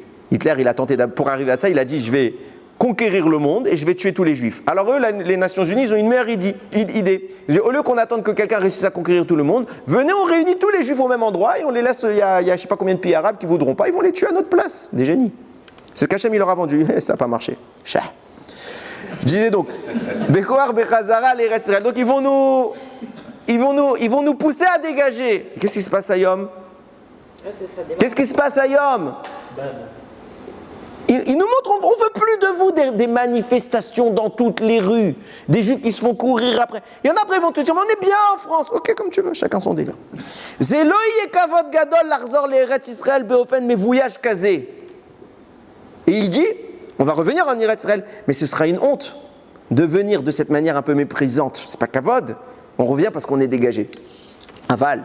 Mais Alogam Paro Aracha Giresh et Israël Me'artso, c'est pas ce qui s'est déjà passé en Égypte. Comment on est sorti d'Égypte? Il y a écrit là-bas, Ki Goreshu Mimitzraim. Paro nous a dégagés à coups de pied d'Égypte. Prendre à manger des matzot, lo yachlou leitma mea. Ils n'ont pas eu le temps d'attendre. Pourquoi? Parce que Paris dit, partez! Maintenant, on fait nos affaires. Dégage! Je veux plus de vous. Une seconde, je veux plus de vous. Tu n'auras pas le temps de faire tes affaires. Va-t'en. Et qu'est-ce qu'il te dit? C'est pareil. Ce qui se passe à la fin. Ki goreshu, mais Mitzrayim, de même qu'en Égypte, on a été chassés. Ça se passera comme ça se passera. Par le moyen qu'Hachem voudra. C'est pas grave qu'on nous dégage. C'est pas grave qu'on vienne avec contre-cœur. Le Ikar, c'est d'y être. Le Ikar, c'est d'y être. Et ce qui se passera par la suite, ça se passera. Le Ikar, c'est d'y être. Ma sœur Baruch Hashem vient de faire de son alia. Mazal Tov. Et elle m'a envoyé tout à l'heure. C'est incroyable. Elle ne savait pas que je faisais ce shiur. Elle m'a envoyé un message, elle me dit c'est un truc de fou. Je parle avec tous les Français à l'Ulpan. Et elle me dit, quand tu parles avec les rabbins d'Israël, tous te disent, Eretz Israël, comment tu as pu vivre en dehors d'Eretz Israël? Quand tu parles avec les rabbins, je n'ai pas dit tous les rabbins, chas v'shal, mais d'immenses talmidei chachamim, ok? Ils te disent, mais pourquoi tu montes en Israël? Quand j'ai fait mon alia, ceux qui m'ont dit Mazal Tov, ce n'étaient pas les rabbins. À part des amis talmidei chachamim que je connais réellement, la majorité des religieux que je côtoyais, ils m'ont dit, mais pourquoi tu fais ça? Quoi, je sais pas. Ça fait combien, 5785 ans que le monde existe, que Dieu a voulu que cette terre ce soit la nôtre? Je sais pas. Moshe il a pleuré pour entrer dans cette terre, je comprends pas. Pourquoi tu fais Tikkun Chatzot tous les soirs? Pourquoi tu dis l'année prochaine Yerushalayim dans ta Haggadah? Pourquoi tu dis Jikon Betor Yerushalayim? Teka Beshofar Gadol, Lecherutenu. Ramène-nous en Israël. Pourquoi tu dis tout ça? Donc je comprenais pas. Il me dit, en France, c'est pas moi qui vous le dis. C'est les gens, tous les Français qu'elle a, et Blaina Rayona, qui sont avec elle, ils disent, à chaque fois qu'on parle au rabbinim de France, ils nous déconseillaient l'Alia. Anilo Mevin. Alors, je précise. Il y a des cas où, oui, ça peut être dangereux, ok? C'est pas évident, on peut pas toujours dans tous les cas, mais le principe. Vous voulez que je vous dise pourquoi? C'est pas moi qui le dis. Hein. S'il n'y a plus de Français en France, il n'y a plus de pognon en France. Il n'y a plus de pognon en France. Je ne parle pas pour la France. Je parle, s'il n'y a plus de, pardon, pas de Français en France, mais là, de Juifs français en France, alors on est mal barré. Hein. Alors que les rabbins d'Israël, alors on peut dire que les rabbins d'Israël aussi, c'est des hypocrites parce qu'ils veulent que le pognon français vienne en Israël. Mais bon, ils ont déjà des Israéliens qui leur donnent le moyen de faire leur Torah. Donc c'est pas... J'ai pas, encore une fois, Chas Vesham, que quelqu'un ne croit pas que je suis en train de dire que tous les rabbins français, j'ai des rabbins en France que j'ai à Dayom, que c'est des immenses talmidei chachamim. Je parle de certains qui ont une barbe et un chapeau, c'est pas des rabbins. Okay, ils ont un poste rabbinique, c'est pas nécessairement des rabbins. Ok? Qu'est-ce qu'il dit le Zohar? J'ai pas dit la fin exprès pour le garder pour la fin. Il dit pourquoi la Shekhinah, à Kadosh Baruch Hu, on lui demande d'enlever le Erev Rav pour qu'on puisse avoir Mashiach. C'est mots du Zohar, c'est pas mes mots. Je répète, Tikkuné Zohar, page 49, sur les mots Azla Gerish. Quelqu'un veut chercher? Il regarde là-bas. Il dit, parce que c'est le Erev Rav qui nous empêchera de monter en Eretz. Quand vous voyez quelqu'un qui fait tout pour pas qu'il y ait la Aliyah, bien sûr, il y a des arguments pour pas qu'il y ait l'Aliyah. C'est le Erev Rav. C'est le Erev Rav. Encore une fois, je modère mon propos. Je ne suis absolument pas en train de dire que tout le monde doit monter bêtement, stupidement, abandonner sa vie et se jeter au casse-pipe. Ça s'appelle une alia foirée d'avance. On se prépare. Et il y a des gens qui vont me dire, oui, mais moi, dans ma situation, je ne peux pas, c'est compliqué, j'ai des responsabilités. Il y a cas par cas, il faut demander à des rabbinim. Ok? Il y a des cas. Mais, au moins, qu'on veuille. Quand tu parles à quelqu'un qui te dit, mais j'ai pas pour projet, j'y pense pas, moi. Lui, c'est là que le problème se pose. Et je le dis, et je sais que je vais déranger énormément de monde, de gens qui me regardent, peut-être même qui me soutiennent, peut-être même de la famille. Je vous aime. Mais voilà, c'est pas mes mots. C'est pas mes mots. Et vous allez trouver des rabbins 1000 fois plus érudits que moi, c'est très facile d'être plus érudit que moi, qui vont vous citer une ribambelle de références, etc. C'est-à-dire, tu peux faire ce que tu veux. Tu veux te convaincre, vas-y, tu vas toujours trouver des manières de comprendre les choses. Mais au fond de toi, tu sais la vérité. Je ne pense pas qu'il y ait un juif qui peut, sans être un super hypocrite, se dire « Non, notre place, elle n'est pas en Israël. On peut rester en France, c'est très bien. » Un juif qui se dit ça, c'est quelqu'un qui essaie de se conforter dans son erreur et dans sa bêtise. Un juif qui se dit « J'aimerais, c'est difficile, c'est une autre histoire. » Alors moi, je reparle à ce juif-là, parce que celui qui est borné et qui...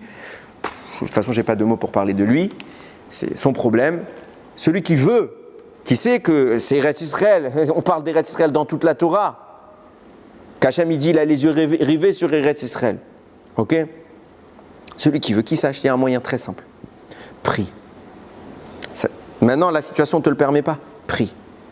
De tout ton cœur. De tout ton cœur. Moi, j'ai pleuré pour monter ici. Pleuré. Et je rigole pas. Il y a eu une fois, je ne vais pas raconter ma vie, il y a eu une fois où mon alia, elle a été au point mort, elle a été complètement annulée. Je vous promets, mes jambes à trembler.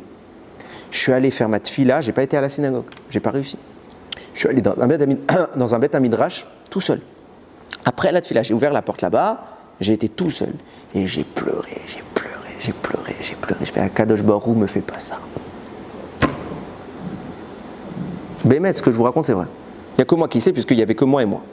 Ok? J'ai pleuré. Le lendemain, le problème se résout. Le lendemain. Mais quand je vous dis que pour moi, à ce moment-là, c'était fini, il n'y avait pas d'Alia. Et j'ai dit comme ça, Akadosh Baruch Hu, je veux de tout mon cœur, ne me fais pas ça. Je veux. Le lendemain, et Baruch Hashem, j'ai fait mon Alia. Oui. Vous avez fait votre Alia il y a combien de temps? Que 3 ans. Que 3 ans. Et pour vraiment montrer que ce n'est pas de l'hypocrisie ce que je vous dis, j'ai été pendant longtemps un défenseur de la non-Alia.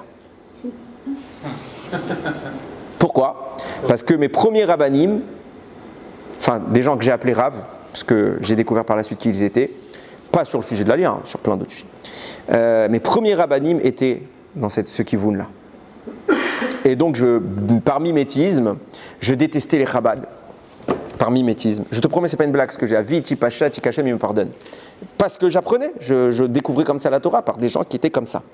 Parce que ces gens-là n'aiment pas les Chabad, sont anti-sionistes. Je parle d'Atiléouim, pour eux, c'est même pas des rabbanim, c'est même pas des pratiquants, une ashkafa étrangère, etc. Tout ça. Baruch Hashem, j'ai fait tchouva. Baruch Hashem, j'ai fait tchouva. Tout le monde doit progresser dans la vie. Ok? Quand on te répète un discours et que tu le répètes comme un âne, alors tu deviens un âne. On n'est pas des ânes. Ok? On n'est pas des ânes. On travaille notre esprit, on étudie la Torah. On doit comprendre ce qu'Hachem veut. Bien sûr, il faut écouter ce qu'ils disent les rabbanim, mais avant d'écouter ce qu'ils disent les rabbanim et de le répéter, avant de le répéter comme un âne, comprends ce qu'il a dit le Rav. Ne fais pas lecture, étudie mot à mot ce qu'il a dit, et dès qu'on va te poser une question, tu ne sauras pas répondre parce qu'en fait, tu n'as pas étudié ce qu'il a dit le Rav. Comprends, enrichis-toi de tout ce qu'ils disent les rabbanim, les vrais rabbanim, les vrais rabbanim, les vrais talmidei chachamim. Et il y en a en France, je répète, je n'accuse pas du tout les rabbanim de France, certains, que tout le monde sait qu'il y en a. Et si je vais avoir des gens qui vont me dire comment ils parlent des rabbanim, ok, si tu veux prendre mes mots tordus, prends mes mots tordus. J'ai pas dit de mots tordus. Et mais là, si j'ai vexé quelqu'un, c'est pas mon but. Mais le Hémet, on sait où il est. Regardez où ils sont les immenses talmidei chachamim de notre génération. Ils sont pas ailleurs. Il y a des talmidei chachamim. Je n'ai pas dit il y a pas. Mais les grands, ils étaient où? Ils sont où? Yeratson, qu'on est tous le srout déjà, 4 pas ici, c'est une mitzvah. Je te promets, quand j'ai fait mon alliage, j'ai fait avec mon fils, on marche, je lui fais, tu sais ce qui vient de se passer? T'as fait 4 pas. Il me fait alors? Je fais, t'as fait une mitzvah! Tu fais la même chose en France, t'as une mitzvah, c'est le tzitzit, t'as une mitzvah, c'est la brit mila, mais t'as pas la mitzvah d'Israël. Ici, tu fais une 3e qu'il n'y a pas là-bas. Yeratson, qu'on marche, qu'on ait toujours le mérite de vivre dans cette terre. Quand on doit en sortir, rapidement on revient, et que tous ceux qui n'ont pas encore la chance extraordinaire, Avira d'Israël Mechakim, la terre d'Israël, elle rend sage, de connaître cette douceur, de connaître cette lueur, cette lumière, cette sagesse qui viennent nous rejoindre, et que Bimera Biamenu voit ma chère Tzidkenu, Baruch Adonai Leolam, Amen ve Amen.